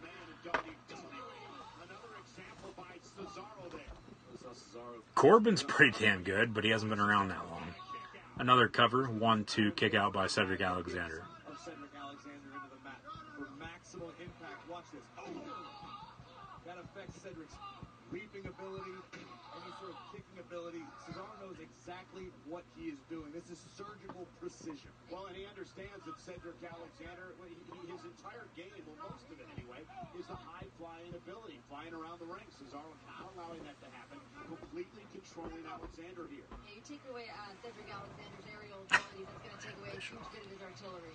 Said in the past, Cedric Alexander has hydraulics in his legs. He's got that much power. Cesaro knows that. He's neutralizing it. Alexander went for a sunset flip. Cedric Alexander trying to roll through, but Cesaro on his feet.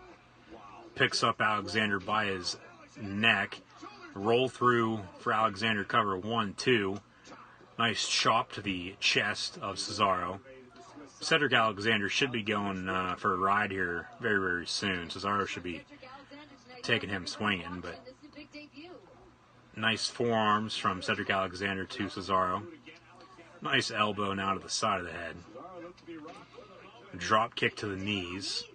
Drop kick to the side of the head of Cesaro now. So Cedric Alexander now in control after being down for most of the match.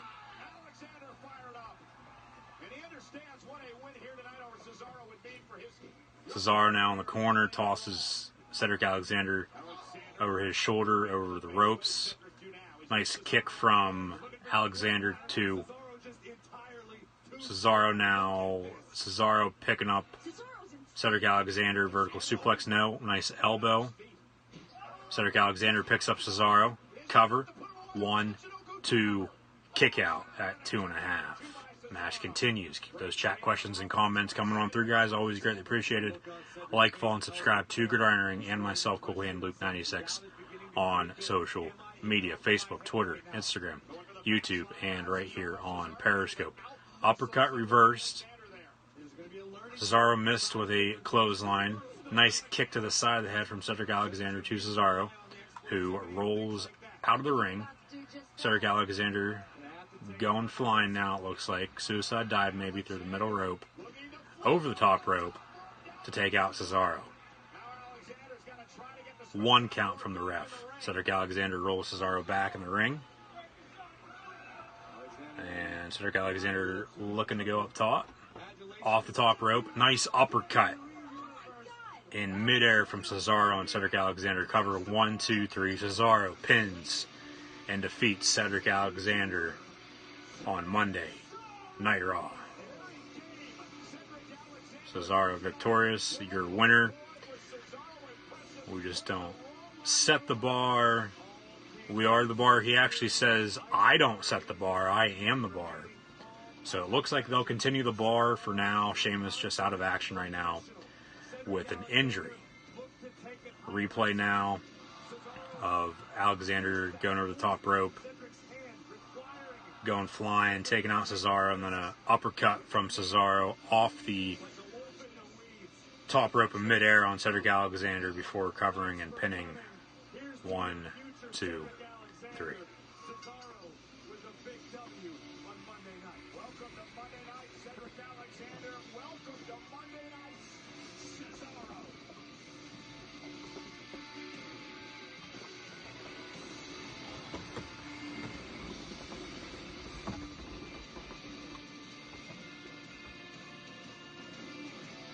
Charlie Caruso backstage. The latest superstar to make the jump over to Monday Night Raw. And speaking of superstars who have been shaken up, ladies and gentlemen, please welcome the Usos. Gentlemen. What's up, Charlie Caruso? You know your boy's happy to be here on Raw.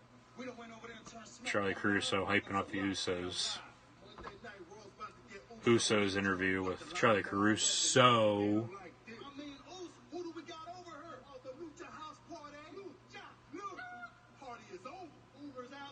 The Lucha House Party is over, according to the Usos. The Viking Raiders, they changed up the War Raiders name once again. It's War Machine, War Raiders, and WWE, and then the Viking Experience last week on Raw when they debuted. But now it's the Viking Raiders, which makes no sense whatsoever, but it is what it is. They say, well, here come the Revival. So there's Scott Dawson and Dash Wilder. They say they're better than Lucha House Party, all the other tag teams on Raw, basically, Hawkins and Ryder, but then the Revival will show up. Jimmy and Jay just sleeping.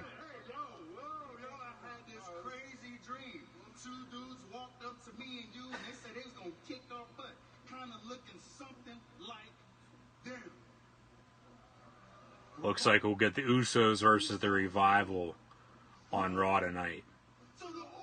Welcome to the Uso Penitentiary. They'll have that next, probably. Or maybe after this next match. Because the Viking Raiders, Ivor and Eric, Hanson and Rowe, War Machine, that's what I'm going to be calling them. It's War Machine, not War Raiders, as they were known in NXT, or the Viking Experience last week, or now the Viking Raiders, for God's sakes. It's War Machine. It's Hanson and Rowe. Eric, Ivor, the Viking Raiders. Vince probably saw him for the first time. Probably paid no attention to him in NXT, even though they're NXT Tag Team Champions right now. He was probably like, they look like Raiders. They look like Vikings.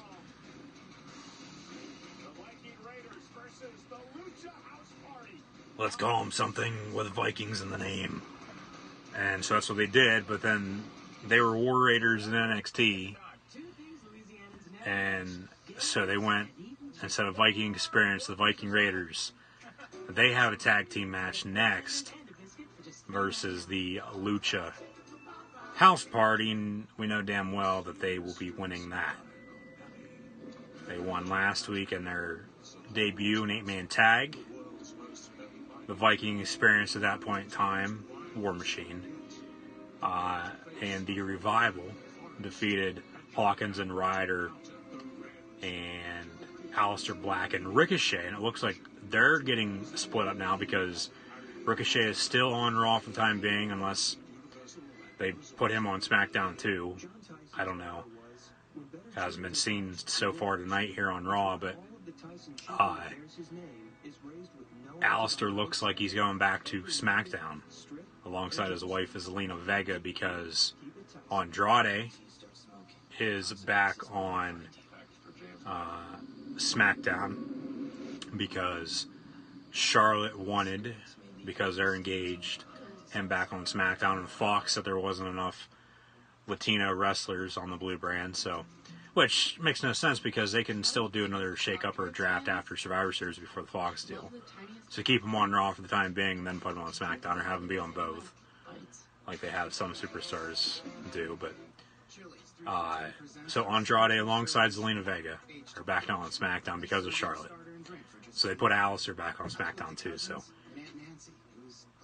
it looks like Ricochet and Aleister are going to be split up. But War Raiders, they won last week in their debut, facing off versus the Lucha House Party up next on Monday Night Raw. Stimulant-free Dulcolax stool softener for gentle, comfortable relief.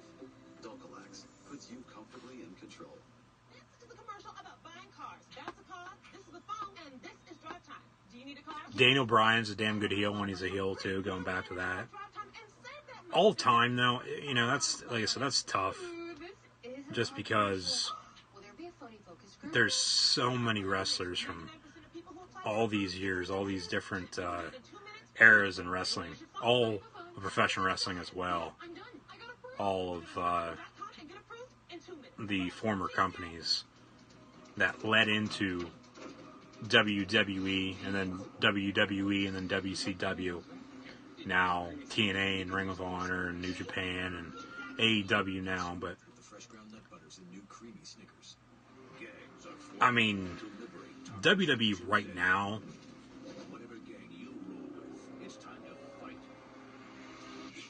heels, WWE right now, Mount Rushmore. Rollins is a damn good heel when he's a heel, but he's a face as the Universal Champion. Give me, for right now, on both Raw and SmackDown, and in NXT, as the Lucha House Party make their way down the ramp, give me Kevin Owens, Samoa Joe, Baron Corbin / Drew McIntyre, more so Corbin, and then the Undisputed Era, because Adam Cole is also one of the best. So the Viking Raiders They have 2 different names in 2 weeks, so third time's a charm next week. Maybe they'll go back to the War Raiders. The Viking Raiders, they attack War Machine. I'm going to call them War Machine. So they attack Lucha House Party even before the bell rings. Couple knees to the midsection. Clothesline missed. Now they have... This is going to be a squash match. Not even going to be a match. They're just going to take out the Lucha House Party. Hanson and Rowe, the War Machine, take out Lucha House Party here tonight on Monday Night Raw. War, war, war, war, war. Decimating people like they're doing here. That is called the Viking experience. Okay. Jesus Christ. Make up your goddamn mind. Their signature move now is called the Viking Experience. Trending now on Twitter is Viking Raiders. Jeez. They... Like, I get you change up names of superstars all the damn time, but for them, just leave their name alone. Just let it be what it was.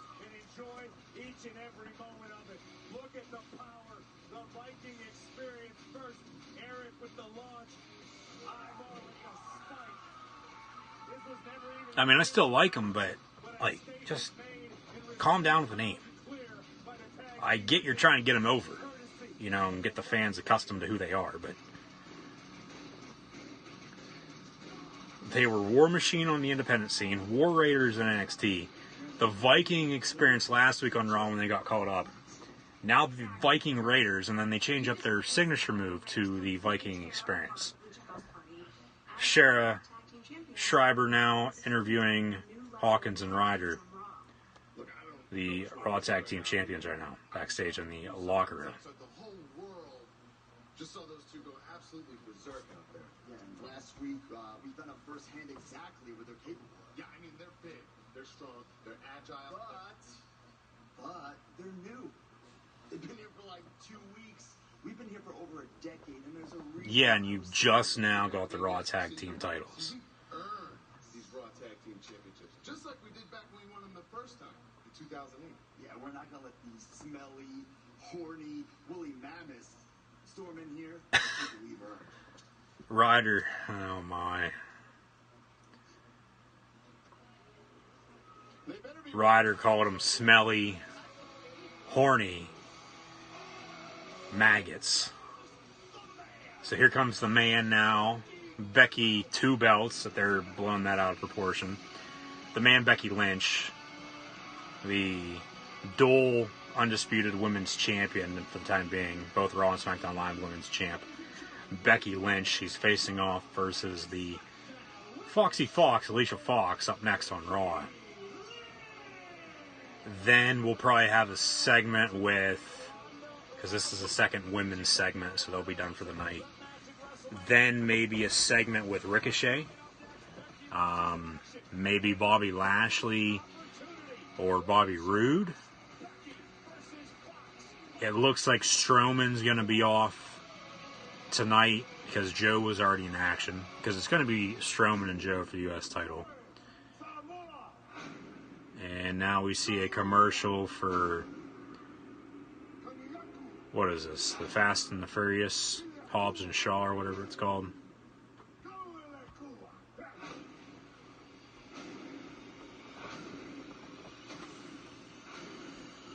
Roman Reigns, I believe, is in this, if I'm not mistaken. Yeah, there he is. Hobbs and Shaw.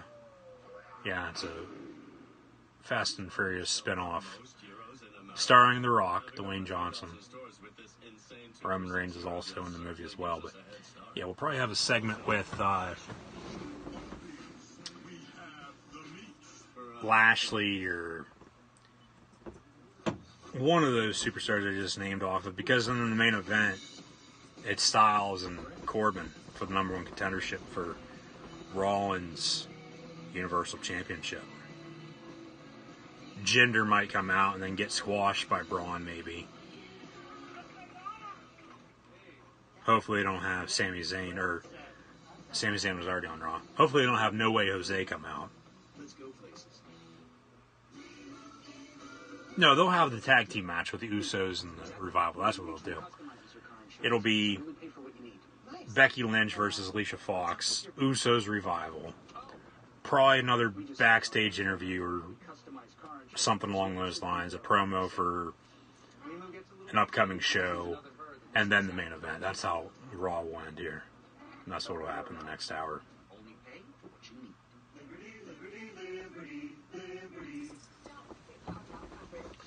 There's Sasha Banks still in this Cricket Wireless commercial. The boss, Sasha Banks. Surprised she hasn't got fired yet. Or actually finally quit. Which she needs to. No one likes her anyway. I got cricket. I'm good. Smart kid.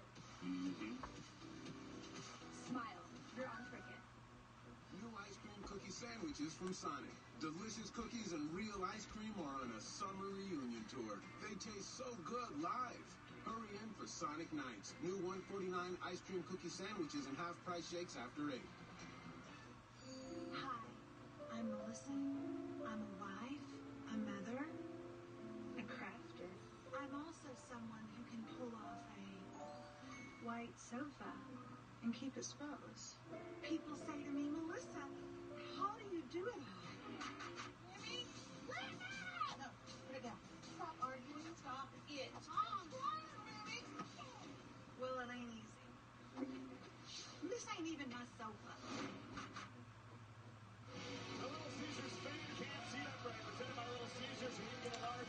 The Little Caesars. Pizza, pizza.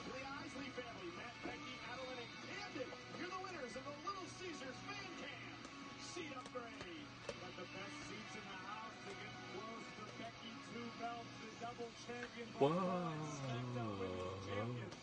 Whoa. Whoa. Becky Lynch in the ring with a mic. So she'll cut a promo before her match with Alicia Fox. 2-belt Becky. It's Becky 2 belts. Get it right. She's actually just the man. Just say that. Just don't even blow the Becky 2 belts out of proportion like they're already doing. I could feel it when I was in the locker room getting ready for my match tonight against Alicia Fox. It's the old superstar shake-up. That time of the year when opportunity presents itself and new challengers emerge. But now, I didn't have to wait to find out who my next challenger is. I found out last week that it's Lacey Evans. Lacey Evans, Becky Lynch. For one of her titles, more than likely going to be the Raw Women's, because Lacey Evans is also on Monday Night Raw. Becky is currently on both Raw and SmackDown as the dual undisputed women's champion.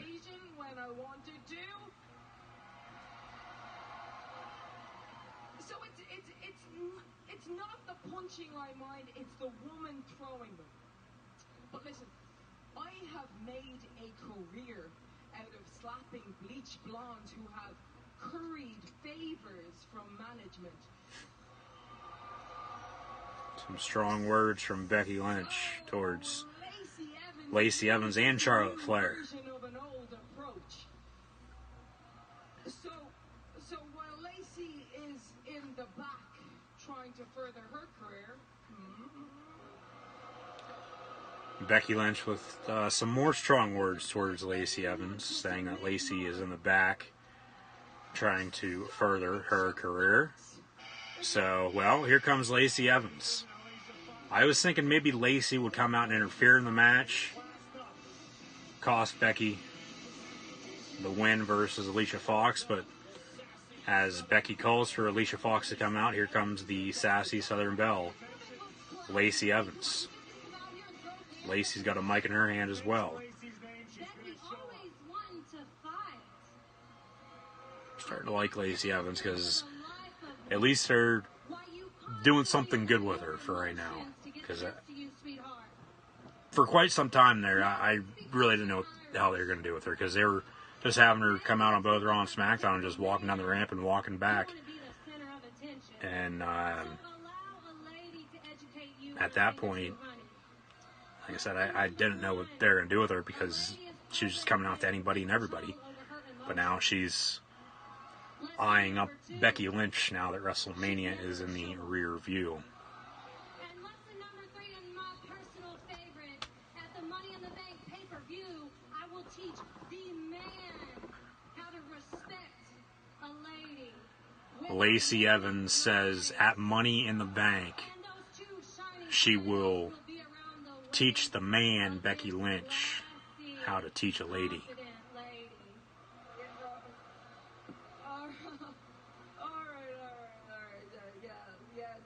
Lacey looking good. After the journey that I've had and the people that I've had to beat to get here, I was just trying to enjoy these last few weeks since earning my titles.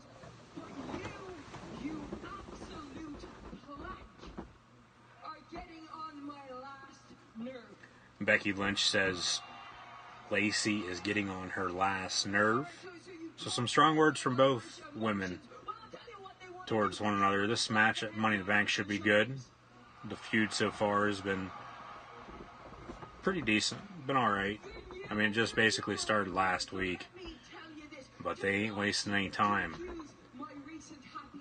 Becky, she might have to face 2 women at Money in the Bank because she's a double champion. Becky says that she will dismantle Lacey because she can.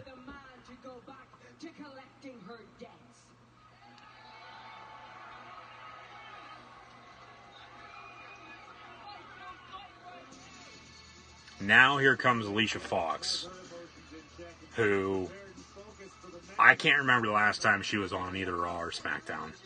She actually, I guess, wrestled intoxicated at a live event a couple months ago, which that ended up getting Arn Anderson fired, when it really should have got her fired because she sucks. She always has. She always will. So Alicia Fox in a match versus Becky Lynch, just to get squashed, make Becky look strong here tonight on Raw. Be a non-title match.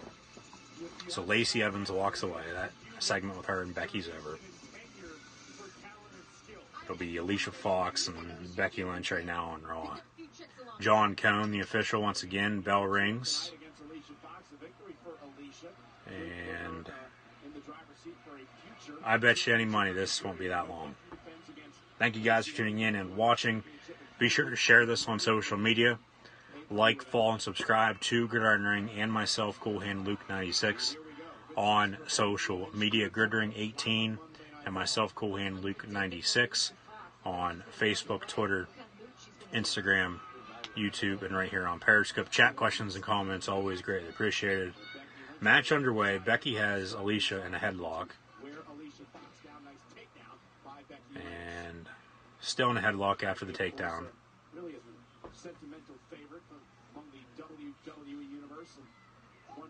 Nice elbow from Alicia. And Charlotte Flair in the triple threat match. I can't believe that anybody was able to beat Ronda Rousey, let alone Becky Lynch. We need let alone Becky Lynch. Let alone Becky Lynch. She did it. I still can't believe it. Nice shoulder tackle off the ropes from Alicia Fox to Becky Lynch. No cover. No cover. Becky wearing some black and yellow. Some more Iowa Hawkeye colors as well here tonight. Alicia went for a drop kick, completely missed. That's Botchamania. Becky throws her in the corner now. That's why Alicia Fox shouldn't be wrestling on TV. She is absolutely god-awful. Becky chants from the crowd. Nice drop kick under the bottom rope from Becky to Alicia Fox. Becky now ringside, picking her up, throwing her back in the ring. Well, actually whacks her head off the ring apron. The jealousy starts to bubble up too. A lot of women want to be in the spot that Becky Lynch is in, but Becky Lynch has been the one to covet this role. She's carved out this path for the man. 6 count from the official. Alicia Fox drives Becky Lynch into the barricade. Nice kick to the back now. Becky's always said she'll welcome all comers. I'm not saying Becky's afraid of any kind of a fight. This is where Alicia Fox turned things around and she drove Becky into the barricade. Fox now is in control. Now Alicia Fox rolls Becky back in the ring. Cover, one, kick out. Fox is taking it to the dual champion Becky Lynch live. And they're going to go to commercial break for some unknown reason. I don't know why the match is going to continue. It should already be over. Alicia Fox got awful, but we go to commercial break. So chat questions and comments, greatly appreciated. Be sure to share this on social media. Hit the little retweet button. And then use the hashtag WWE, hashtag Raw, hashtag WWE Raw, hashtag Monday Night Raw, and a quote tweet while you share this live reaction stream on social media. So chat questions and comments, greatly appreciated. Like, follow, and subscribe to Gridiron Ring, Gridiron 18, and myself, Cool Hand Luke 96, on Facebook, Twitter, Instagram. Subscribe on YouTube, and follow me right here on Periscope and over on Twitter as well, at Cool Hand Luke 96. I will be uploading this to YouTube after the stream is over, after Monday Night Raw concludes here this evening, as we see the Rusev Lana Dollar General Snickers commercial. You're not you when you're hungry. So if you're watching on playback, the links for social media are in the description. If you're currently watching on Periscope, just take a screenshot. It'll last longer. Like, follow, and subscribe on social media. And keep an eye out as well for my NFL draft predictions. I'll have a video out on that. Little Caesars Pizza. I'll also be uploading Raw and SmackDown live reactions here right now on Periscope to YouTube afterwards, like I do all the time. And then also the first round of the draft on Thursday. I'll also be live right here on Periscope this upcoming Thursday, a couple days from now, for the first round of the 2019 NFL Draft. And then in the meantime as well, I'm still thinking about doing a thoughts and opinions video following the WWE Superstars shakeup. Let me know down in the comments below if you would like me to do one of those. I more than likely will, and I should have already done it, but the thing is with that, obviously Easter weekend this past weekend, hopefully everybody had a happy Easter, but the WWE did say that they were still going to have, the reports were at least, they were going to continue the Superstar shakeup all last week. Then nothing came out until earlier today, before Raw went live a couple hours ago, with some superstars switching brands once again. So, I mean, I can do another one, do a thoughts and opinions following Superstar shakeup, but at the same time, I don't really need to, because I've discussed everything here this evening and last week on Raw and SmackDown, and will continue now tomorrow night, because I'll be live tomorrow night for SmackDown Live. So thank you guys for watching tonight. Hopefully I see everybody now tomorrow night for SmackDown live reactions, and then this Thursday for NFL Draft live reactions. The first round down in Nashville, Tennessee, Music City, USA. We come back from a commercial break, and Becky throws Alicia in the ropes. Nice drop kick from Alicia Fox to Becky Lynch. And cover, one, kick out from Becky. Another cover, one, kick out once again. Alicia with a headlock. Also will be on Periscope here now next Monday and Tuesday as well for more live reactions, play-by-play of WWE Monday Night Raw and SmackDown Live. And then next month, May the 19th, for WWE Money in the Bank. Stay tuned as well for flashback live reactions right here on Periscope of another botch with Alicia Fox. Why the hell is she still wrestling on Monday Night Raw? Beats me. And Alicia trying to drive Becky through the ropes. I don't even know what the hell that was, but she's pissed off at herself. If anybody is going to be getting released after WrestleMania, which no one probably will with AEW coming in the fold, some more competition for the WWE, it should be Alicia Fox. But for some reason, she still has a damn job. Becky throws her into the barricade. But stay tuned as well. Chat questions and comments, greatly appreciated. We'll get to that here in a second. Keep those coming on through. Becky rolls Alicia back in the ring. Stay tuned for flashback live reactions of older football and WWE events as well. And then also on the YouTube channel, Gridiron Ring's YouTube channel, I'll be starting up once again Raw and SmackDown recaps, since I won't be doing Raw and SmackDown live reactions right here on Periscope week in and week out like I have been doing the past month. So Becky now in control once again after a couple botches by Alicia Fox. Fox with a quick roll-up, one kick out from Becky. Becky rolling in, and Alicia taps out within like 2 seconds. There's Lacey Evans, though. Lacey Evans with a right hand of Becky Lynch. Armbar, Becky Lynch made Alicia Fox tap out, and then a right hand out of nowhere from Lacey Evans to Becky Lynch. So Lacey Evans comes out of the crowd through the timekeepers area and takes out Becky. The woman who will challenge Becky Lynch at Money in the Bank. The women's division just got classed up. And now Lacey with another right hand to Becky once she gets to her feet. Thank you guys for watching.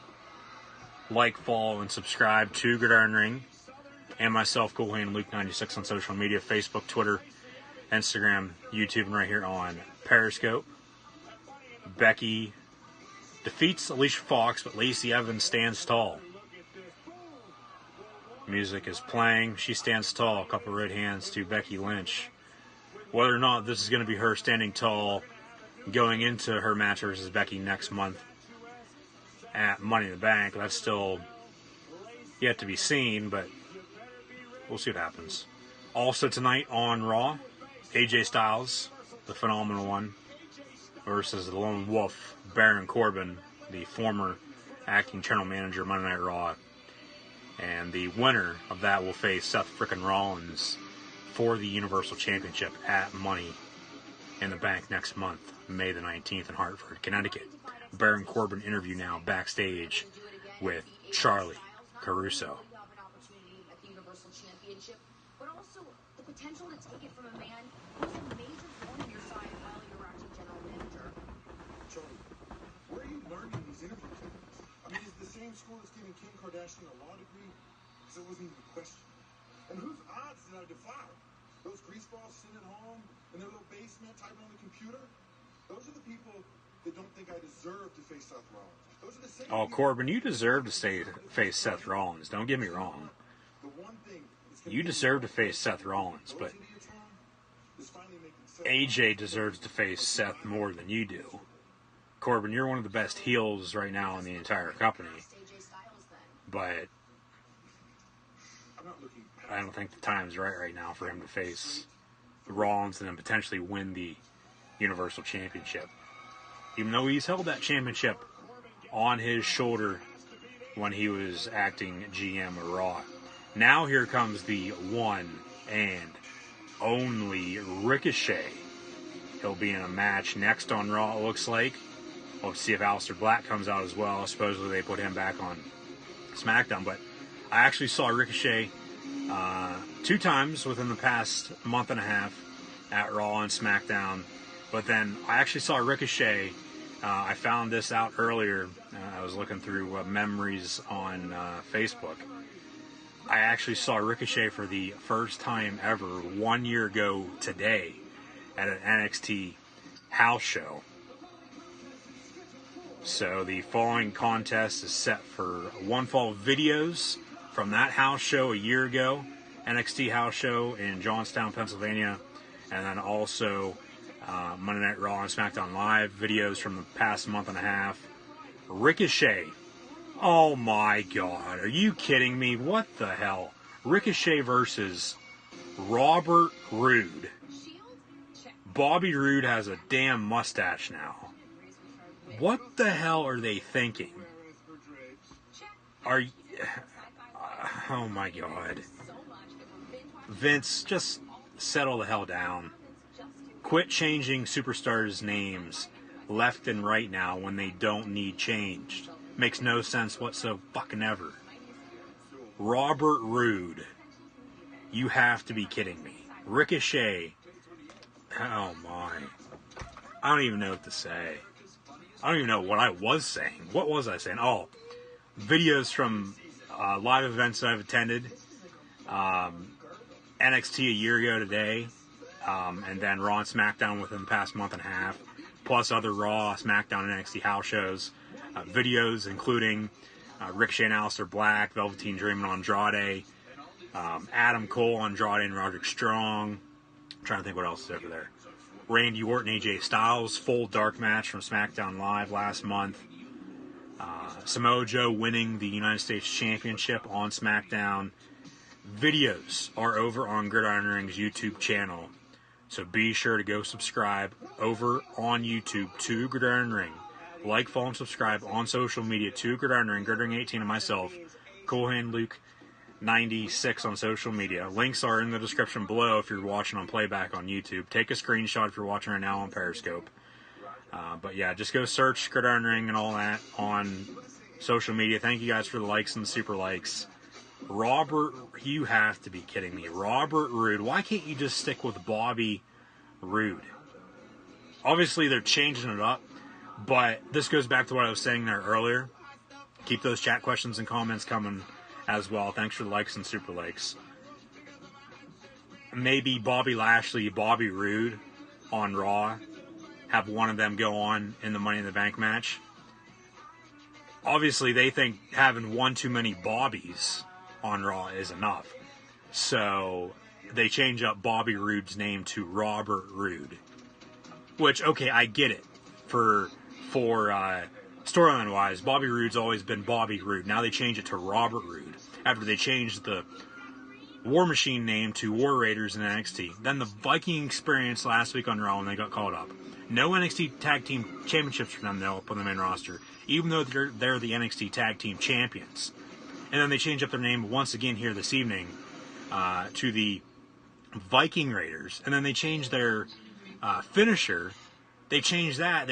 They are now calling that the Viking Experience. So Robert Roode, Bobby Roode, his real name actually is Robert Roode.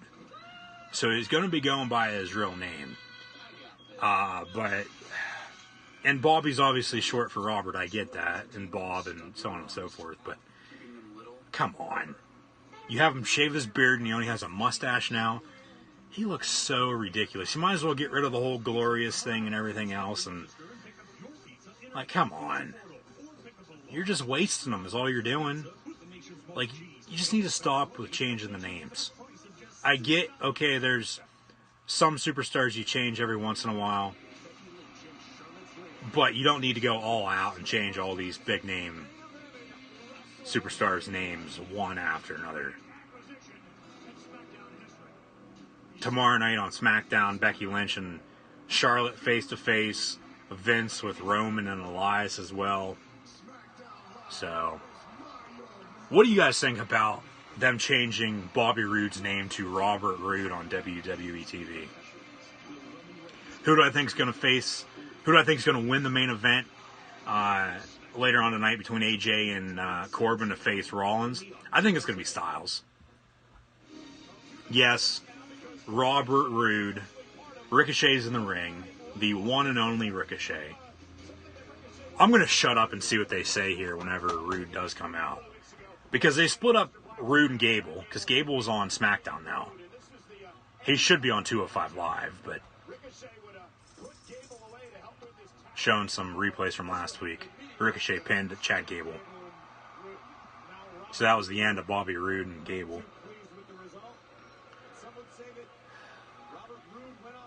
Jesus Christ. Robert Roode, you have to be kidding me. What the hell? Like, this is ridiculous. Okay, at least they still have Glorious, but like I said, you might as well get rid of that now, too. Glorious. I won't give in till I'm victorious. Defend, I will defend.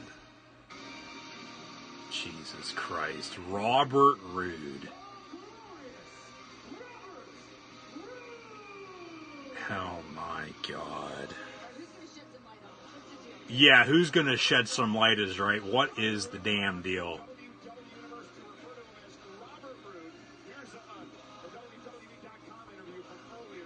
WWE.com interview from earlier today. I've been able to drop 150 pounds of dead weight by the name of Chad Gable. Speaking of Chad, my opponent tonight, Ricochet, reminds me a lot of him.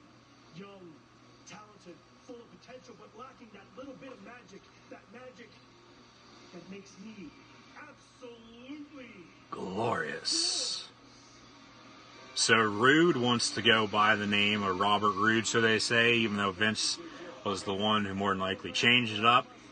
Bobby Roode looks like a 70s porn star now with his mustache. Jesus Christ. Robert Roode, he said he dropped 150 pounds of dead weight with Chad Gable now on SmackDown.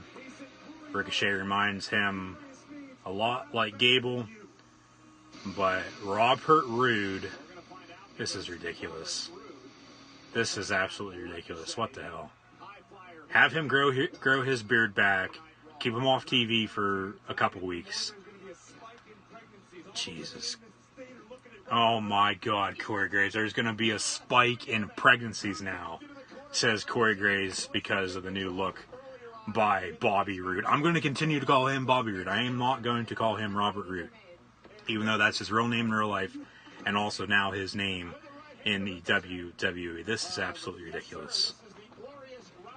The glorious Robert Roode, my ass. It's the glorious Bobby Roode versus Ricochet right now on WWE Monday Night Raw.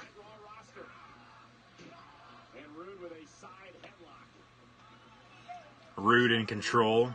Headlock on Ricochet.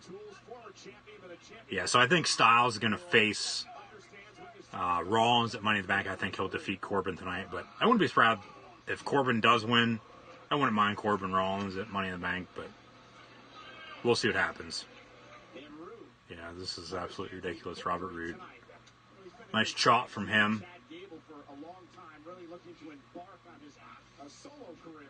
Come on, calling Chad Gable dead weight?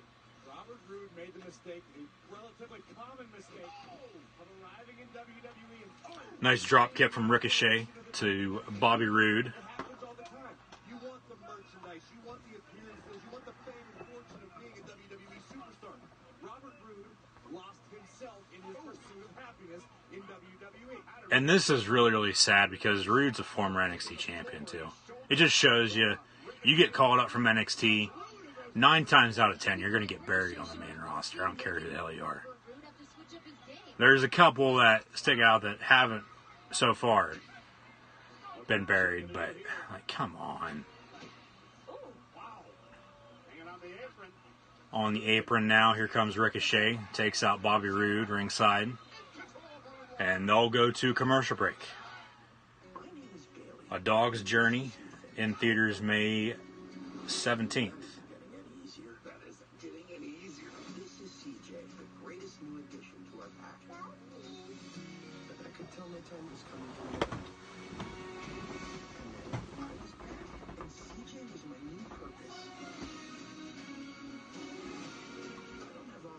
The story of a dog's purpose continues. A Dog's Journey, May 17th. That'll be a tearjerker for sure. 4 pieces left. So hurry in to get 4 tenders and a biscuit for just $3.99. Just another reason. Robert Roode. Just another reason not to watch Raw. Like I said, I don't even know what to say. Absolutely ridiculous is all it is. Like, come on.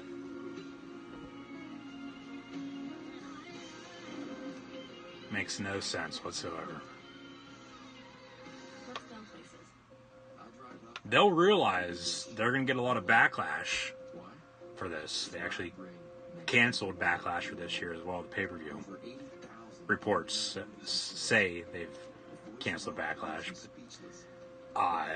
They got backlash with the War Raiders getting called up as the Viking Experience, then changing their name to the Viking Raiders earlier tonight. They'll get backlash for Robert Roode. He'll go back to Bobby Roode. I can guarantee you that within the next couple weeks. Like I said, just keep him off TV till whenever and have him grow his beard back and just have him be Bobby Roode. Put him on SmackDown once again. He'd be doing better on there anyway, probably. They are some of the hottest videos on social media. Those videos claiming to instantly get rid of... But the thing is, Vince, he's the owner. He's the CEO of the company. He's the chairman. He gets the final say on everything. He wants to change somebody's look-up, wants to change their name. He's going to do it. I just want to know the damn reasoning behind it. I know they had the backstage WWE.com interview from earlier, but obviously that's all scripted. You know, he was told to say that, so the thing is, it's My real true opinion is wholly words I can't say on camera. These lines bomb. they just need to settle down with the name changes. I know they're trying to change things up with the Superstar Shake-Up and give some guys a fresh start, but come on now. Like, this is early 1990s Monday Night Raw Superstars is what it feels like anymore with some of these guys. Life is a balancing act. Do you understand how much stuff we need when we have a baby? You know what? I'll go right now. Oh no. There's no service in here, man. Miss and Mrs. All new Tuesday at 10 on USA. So we come back to the action now. And Michael Cole just called Robert Roode Bobby Roode. Jesus Christ. Botchamania. Replays from the commercial break. Ricochet hit his head a little hard there. So Bobby Roode has Ricochet in a headlock, middle of the ring. He looks like a 70s porn star. Like, you have a picture of a 70s porn star with the mustache, and then Bobby Roode, it's identical. No, I didn't say that at all. I said that the upper Midwest is extremely excited and excitable and feeling some kind of way because Robert Roode is in their presence. It's like when Elvis used to be on TV, Cole. That's probably why you were born.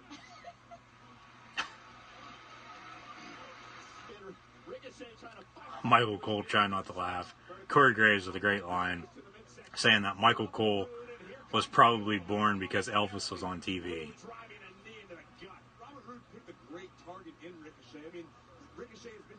Ricochet should win this.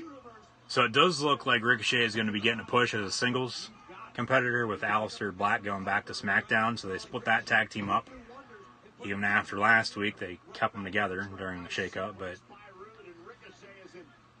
they always change their minds. Cover, Roode, 1, 2, kick out by Ricochet. How hard is it to switch back to singles competition, Grace? You've been in a tag team for so long. For both of them, yeah. That said, Robert hadn't spent that significantly much time with Chad Gable, and once he realized that Gable was no longer beneficial, You might as well just call him Bob. Call him Bob Roode. Bobby Roode says that's why I'm glorious. Bobby Roode still in control of Ricochet here on Raw. Bobby Roode looking in glorious shape, if you will. So he's still in control of Ricochet here on Raw. Trending now, Robert Roode. Yeah. This is, like, just come on. Just hopefully this is a one-time thing, but it's clearly not going to be. Ricochet with a nice drop kick now on Bobby Roode.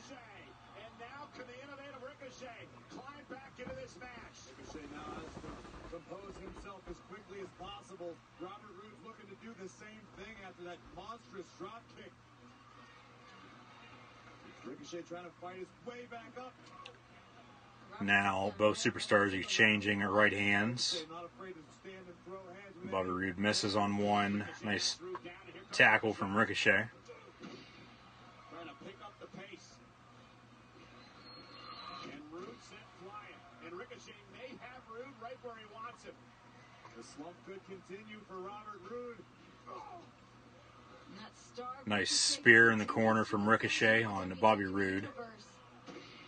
That did absolutely nothing. Bobby Roode's head was on the top of the turnbuckle, and then a kick to the back of the turnbuckle from Ricochet to get him in the middle of the ring. And now a cover from Ricochet, 1-2, kick out. That otherworldly athleticism possessed by Ricochet. You have to give credit to Robert Roode for hanging into it. Bobby Roode now on the shoulders of Ricochet. Suplex now. Nice elbow to the side of the head from Ricochet to Bobby Roode.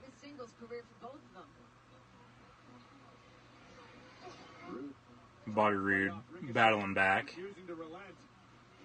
Quick roll-up pin on Bobby Roode from Ricochet, 1-2 kick out. And spine buster from Bobby Roode to Ricochet. Cover, 1-2. Kick out at 2.5. That's a testament to the will, the guts of Ricochet to be able to survive the spine buster from Robert Roode. Take a look at this. Nearly drove Ricochet straight through the ring. Wait a minute, wait a minute. Things are about to get glorious. Look out, Ricochet. Glorious DDT. Now Ricochet gets out of it. Ricochet gets Roode up on his shoulders. And a knee to the face. Cover, 1-2 kick out by Bobby Roode at 2 3/4. Ricochet going to go up top now, it looks like. 630 splash coming maybe. Ricochet from the top rope. Bobby Roode moves out of the way on the 630, then throws Ricochet into the corner. Glorious DDT from Bobby Roode to Ricochet cover. 1, 2, 3. Bobby Roode defeats Ricochet in singles action here tonight on Raw in his debut as Robert Roode. Jesus.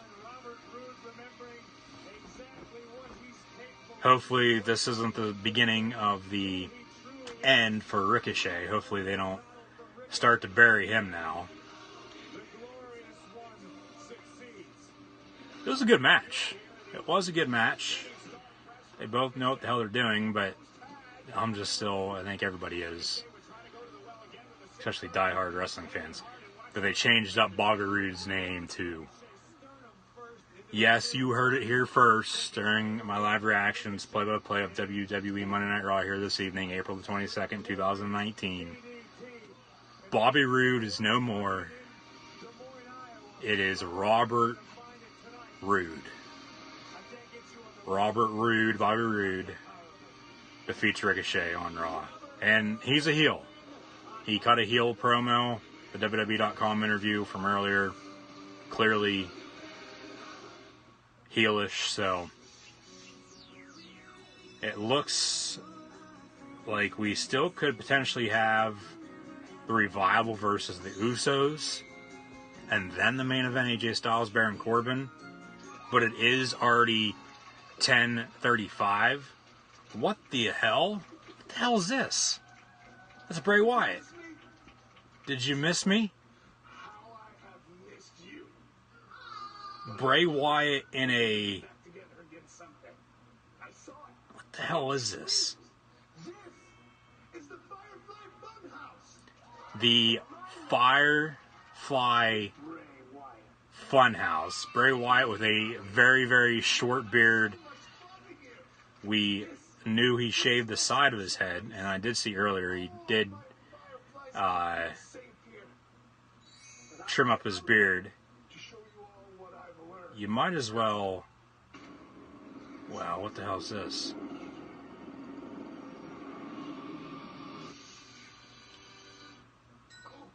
What is this, fucking Blue's Clues? Very special friends that I met along the way. Mercy, the buzzard from the vignettes. His name is Mercy. Jesus Christ. Abby the Witch is the doll. That's Sister Abigail. The fuck is this? Blue's Clues? That's what it seems like. The Firefly Funhouse. Bray Wyatt sporting some blonde hair as well. But trust me, I have been barbarically punished for all of my wrongdoings. That part of me is dead now. However, I do keep a reminder so that not even in my weakest moments will I ever turn into that pathetic slob loser ever again. See? This is... They show a cardboard cutout of Bray Wyatt. He says he's not him anymore. Now he breaks out a chainsaw and cuts his head off. Jesus Christ. What the fuck? What the hell is this? It seems like it's Blue's Clues. The WWE's version of Blue's Clues. With your host, Bray Wyatt. Let me find my little handy-dandy notebook. Jesus Christ. Firefly Funhouse with Bray Wyatt alongside Mercy the Buzzard and Abigail, Sister Abigail as the doll.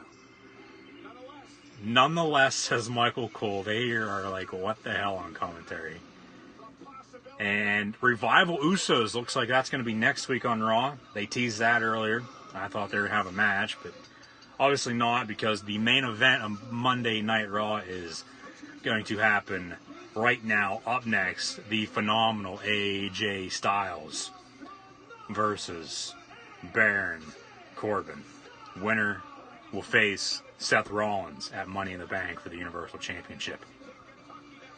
Raw next week in Lexington, Kentucky at Rupp Arena at the University of Kentucky. Home of the Wildcats. Next Monday and Tuesday as well. I'll be live right here on Periscope once again for more live reactions play-by-play of Raw and SmackDown Live. So be sure to tune back in.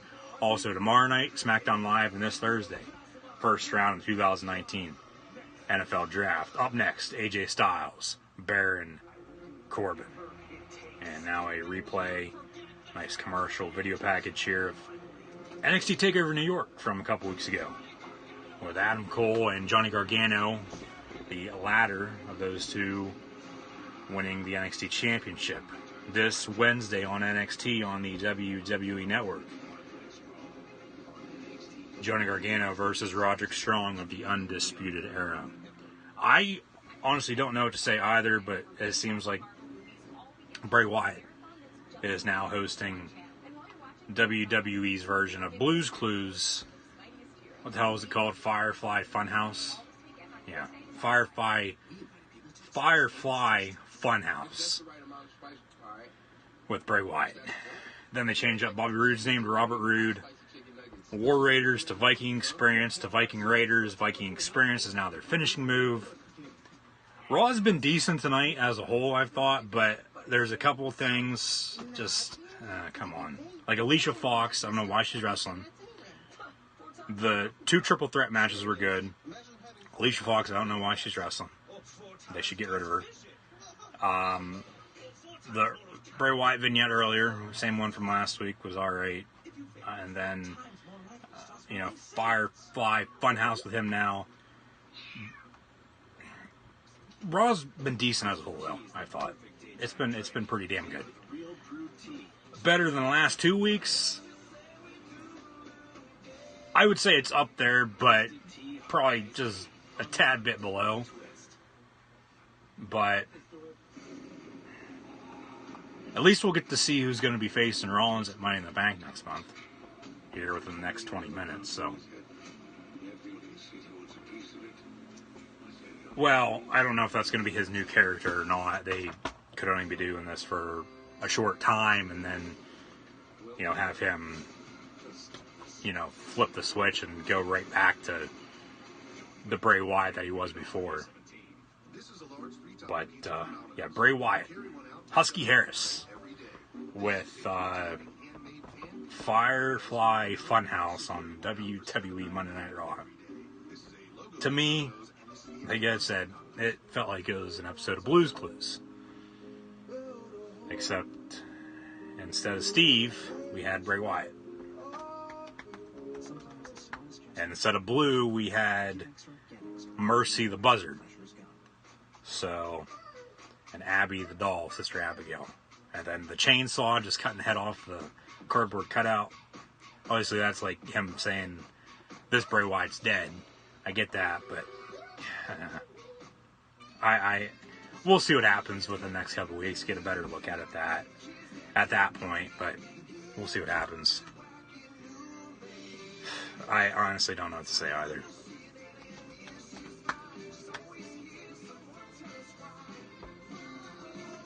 She's not the maid we wanted. She's the maid we got. I'm not the maid. I protect your home and auto. Hey, Campbell's, who's your new maid? The Pizzone is back at Pizza Hut. You know it's big. The pepperoni pizzone is back and part of the $5 lineup. 2 or more, just $5 each. No more. Our pizza's the Hut. Alexa Bliss. A moment of bliss next week on Raw with a Money in the Bank edition of A Moment of Bliss. So they'll probably have ladders ringside. Maybe all the superstars eyeing to be in the Money in the Bank match on A Moment of Bliss.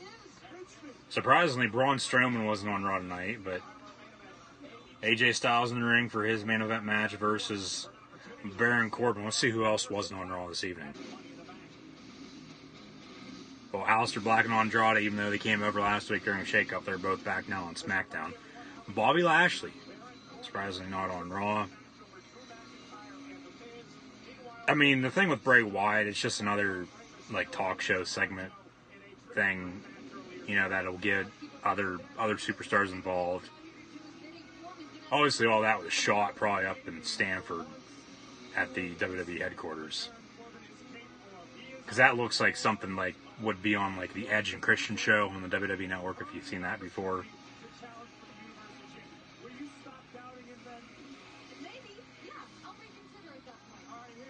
I mean, other than Strowman and Lashley and Jinder,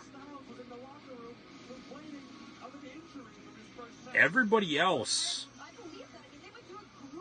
has been on Raw tonight, one way or another, whether they were in action, a backstage interview, promo, whatever the segment was. Other than Strowman and Lashley and Jinder Mahal, they were not on Raw this evening. So they did do a good job of getting everybody involved, I thought, here tonight so far.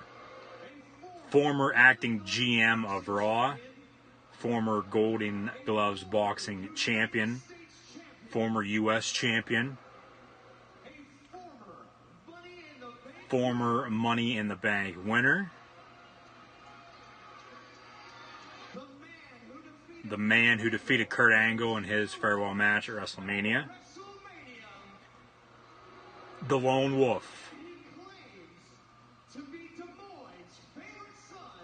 Baron Corbin is Des Moines' favorite son, the Lone Wolf, Baron Corbin. So the same skit, just changed the city for Baron Corbin week in and week out now. We'll see how long that continues. Main event time, though, for Raw. Here this evening, AJ Styles, Baron Corbin. Winner will face Seth Rollins at Money in the Bank for the Universal Championship. Bell rings, match underway.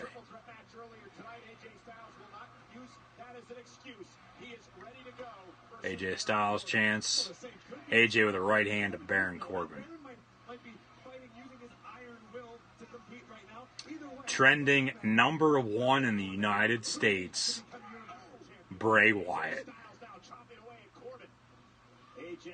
So, I believe everything, whether or not they're just putting those graphics up there to get people to talk about it or not on social media, beats me because I'm not checking Twitter right now. But I believe that's the 3rd time they've done that tonight, as Styles with a nice kick to the leg of Corbin. Corbin with a right hand to Styles. All 3 superstars that they've either changed the name of, changed their look up, or brought them back in the fold, they've been trending on Twitter. The Viking Experience, the Viking Raiders now, Robert Roode, and now Bray Wyatt. So I think they're just putting those out there, to be honest with you. Nice knee to the midsection from Corbin to Styles. Corbin throws Styles through the middle rope. Styles on the ring apron now. Nice right hand from Corbin to Styles, as Styles is going to go for a phenomenal forearm off the apron over the top rope. Nice kick from Corbin to the midsection of AJ Styles now. Match continues. I thought they were going to go to commercial break there for a second. They probably will here with about probably 10-12 minutes to go. So coming up here in a couple minutes, they'll probably go to commercial, come back, and then continue the main event. And we'll find out Rollins' opponent at Money in the Bank.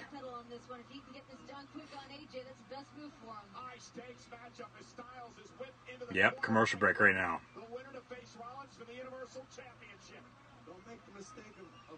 Nope.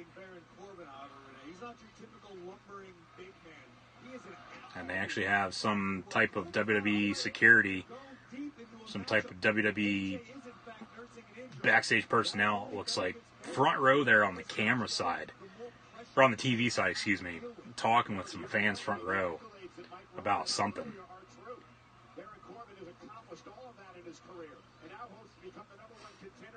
Yeah, because he walked away. Maybe saying, oh, somebody wants to see you in the back, or quit doing this, or quit doing that. I don't know. Styles with the right hand to Baron Corbin. Now clothesline over the top rope goes Baron Corbin. AJ, what's AJ going to do? Over the top rope. Nope. Onto the ring apron. Corbin now takes out Styles. Hopefully they don't do any commercial breaks during this match. That'd be awesome.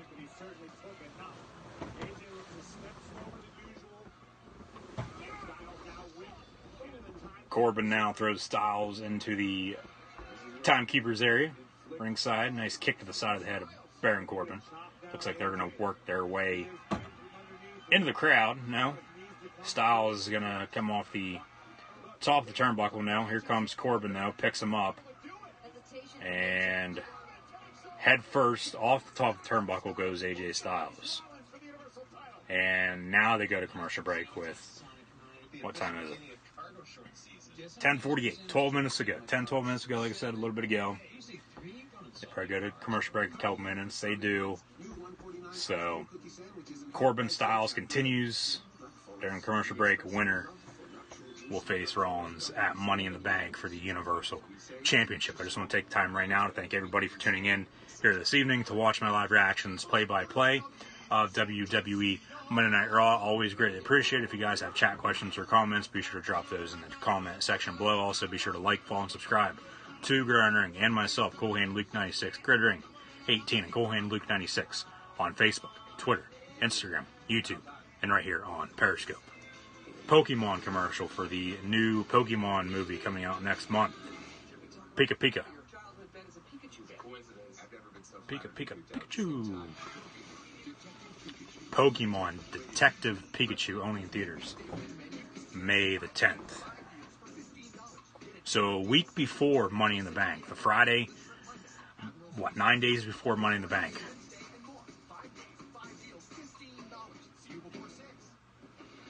The type of person who would stop in a monsoon to help Janet change her front tire is the same type of person who can help you find exactly the right car from our inventory of over 50,000. Because helping people is what CarMax people are all about. So you're open all day, every day? That's what 24/7 means, sugar. Kind of like how you get 24/7 access to licensed agents with Geico. Yeah, you just go online and give them a call anytime. You don't say. Yeah. Now, what will it take to get 24/7 access to that lemon meringue pie?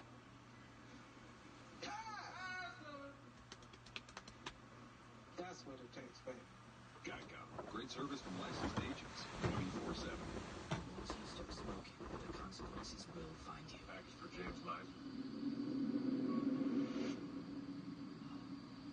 Cigarettes may leave you with stained teeth, gum disease, and more.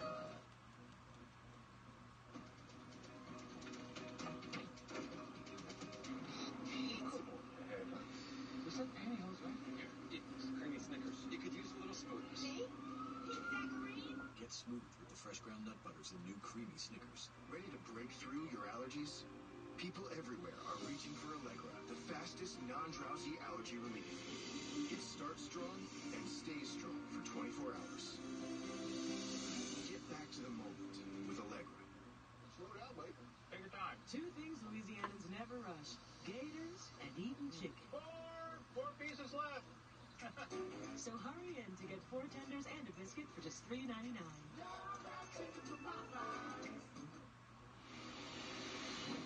Your legacy is how you inspire other people.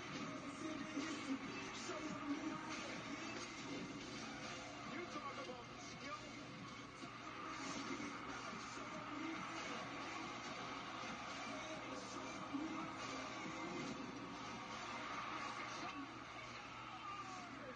It will be the face-off of the year. The Stanley Cup playoffs.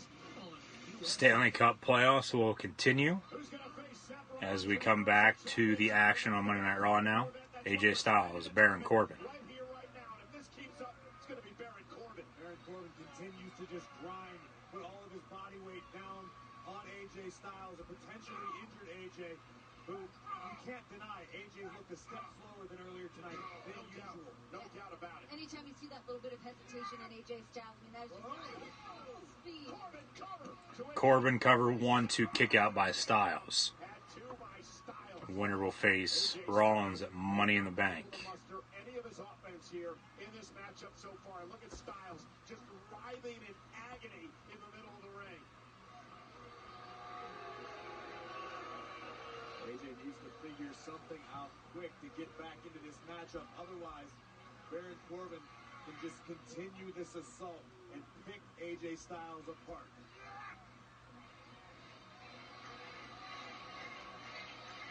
Corbin looking to continue the punishment. Styles, though. Styles now up on the top turnbuckle, sitting down. Corbin up there now as well, looking to take Styles with him. Now here comes AJ. Knocks Corbin out of the way.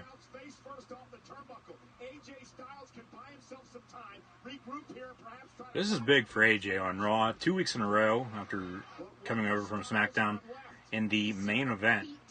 2 consecutive weeks.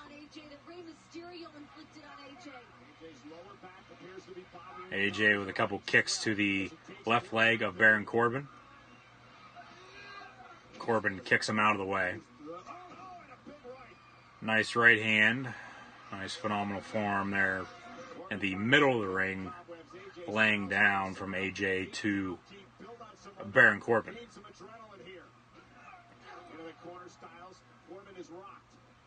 AJ now going to pick up Corbin, put him on his shoulders. Corbin, a former NFL player for the Arizona Cardinals. They should add that into his credits. Choke slam. And now Baron Corbin staring right in the eyes of AJ Styles. Saying it's all over. Went for the choke slam back. Quick roll up. 1, 2, Corbin kicks out. Styles with another quick roll up pin on Corbin. Now going for the Styles Clash. And Corbin kicks out of that.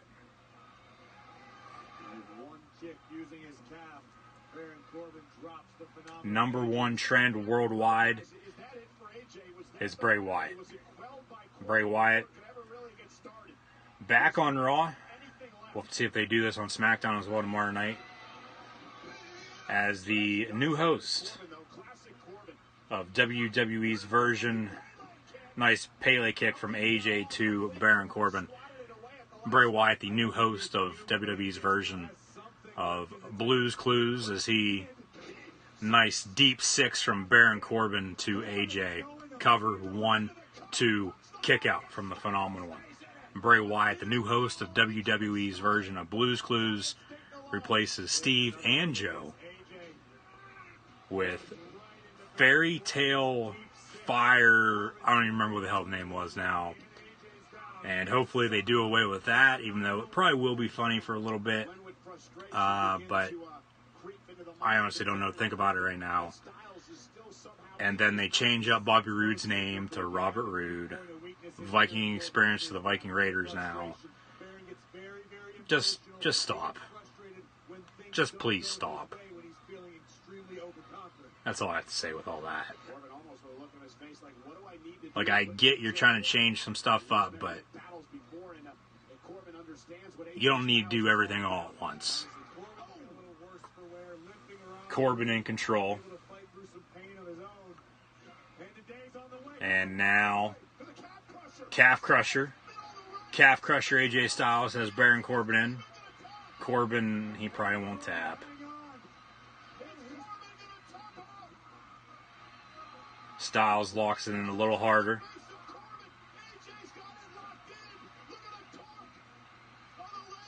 Corbin grabs the back of the head of AJ, whacks him down on the mat.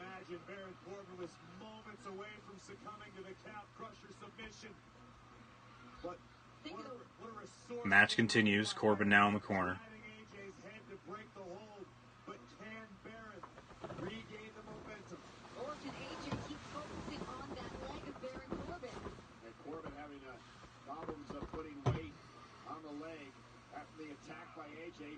Corbin with a knee to the face of AJ in the corner. Most men would have submitted to that. Yeah, but what does Styles have left? How much does AJ Styles have left? Not much. Baron Corbin second. Corbin off the middle rope. Styles moves out of the way. Styles now going to go for a phenomenal forearm. Connects. Cover. AJ. 1, 2, 3. AJ Styles will face Seth Rollins at Money in the Bank for the Universal Championship.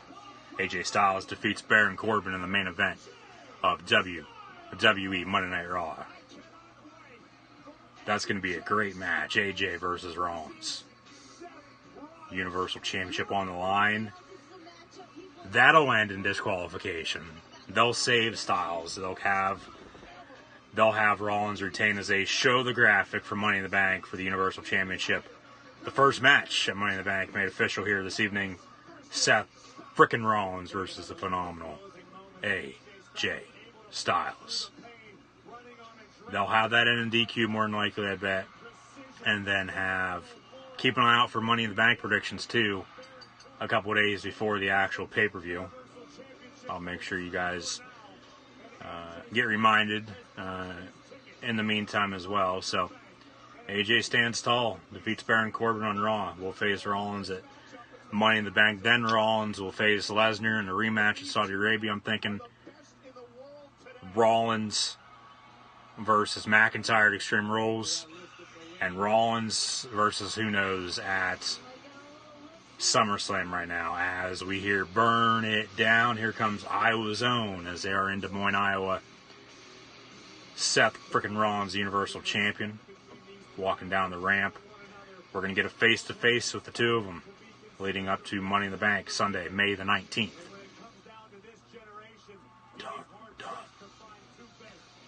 He got a bigger reaction when he came out earlier at the top of the show. Rollins will probably wrestle in the dark match, I bet now. We might have another Shield final chapter in the dark match. If Reigns is actually at Raw, I know they had a SmackDown house show tonight, also in Iowa. Rollins extends his hand. And what's AJ going to do? I would think he's going to shake it.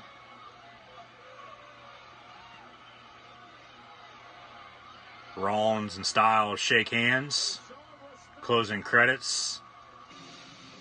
It's going to be Seth Rollins, AJ Styles at Money in the Bank for the Universal Championship. And that's going to be Monday Night Raw for tonight. So Rollins, he might wrestle in the dark match. He probably will, I bet, since they're in Iowa, his home state. So a good Raw, I thought, like I said earlier, up there with the past 2 weeks, as we have now had 3 Raws, 3 SmackDowns after tomorrow night after WrestleMania now. So yeah, that's Raw. Raw was alright. It was pretty good. I will not be doing Raw and SmackDown recaps this week or next week either. Now, the week after, yeah, because tomorrow I'll be on for live reactions, play-by-play of SmackDown Live, and also next week for Raw and SmackDown. This Thursday, too, for the first round of the NFL Draft, so be sure to tune back in. So that's going to do it for me tonight here, like I said. So hopefully you enjoyed watching my live reactions play-by-play. Hopefully you did. Hit the little thumbs up button on the playback here on YouTube. Hit the little super like, and super heart right now on Periscope. And then also like, follow, and subscribe to Gridiron Ring and myself, Cool Hand Luke 96, on social media. Hope to see everybody now tomorrow night for SmackDown Live and this Thursday for the first round of the 2019 NFL Draft. Seth Rollins will now face AJ Styles at WWE Money in the Bank.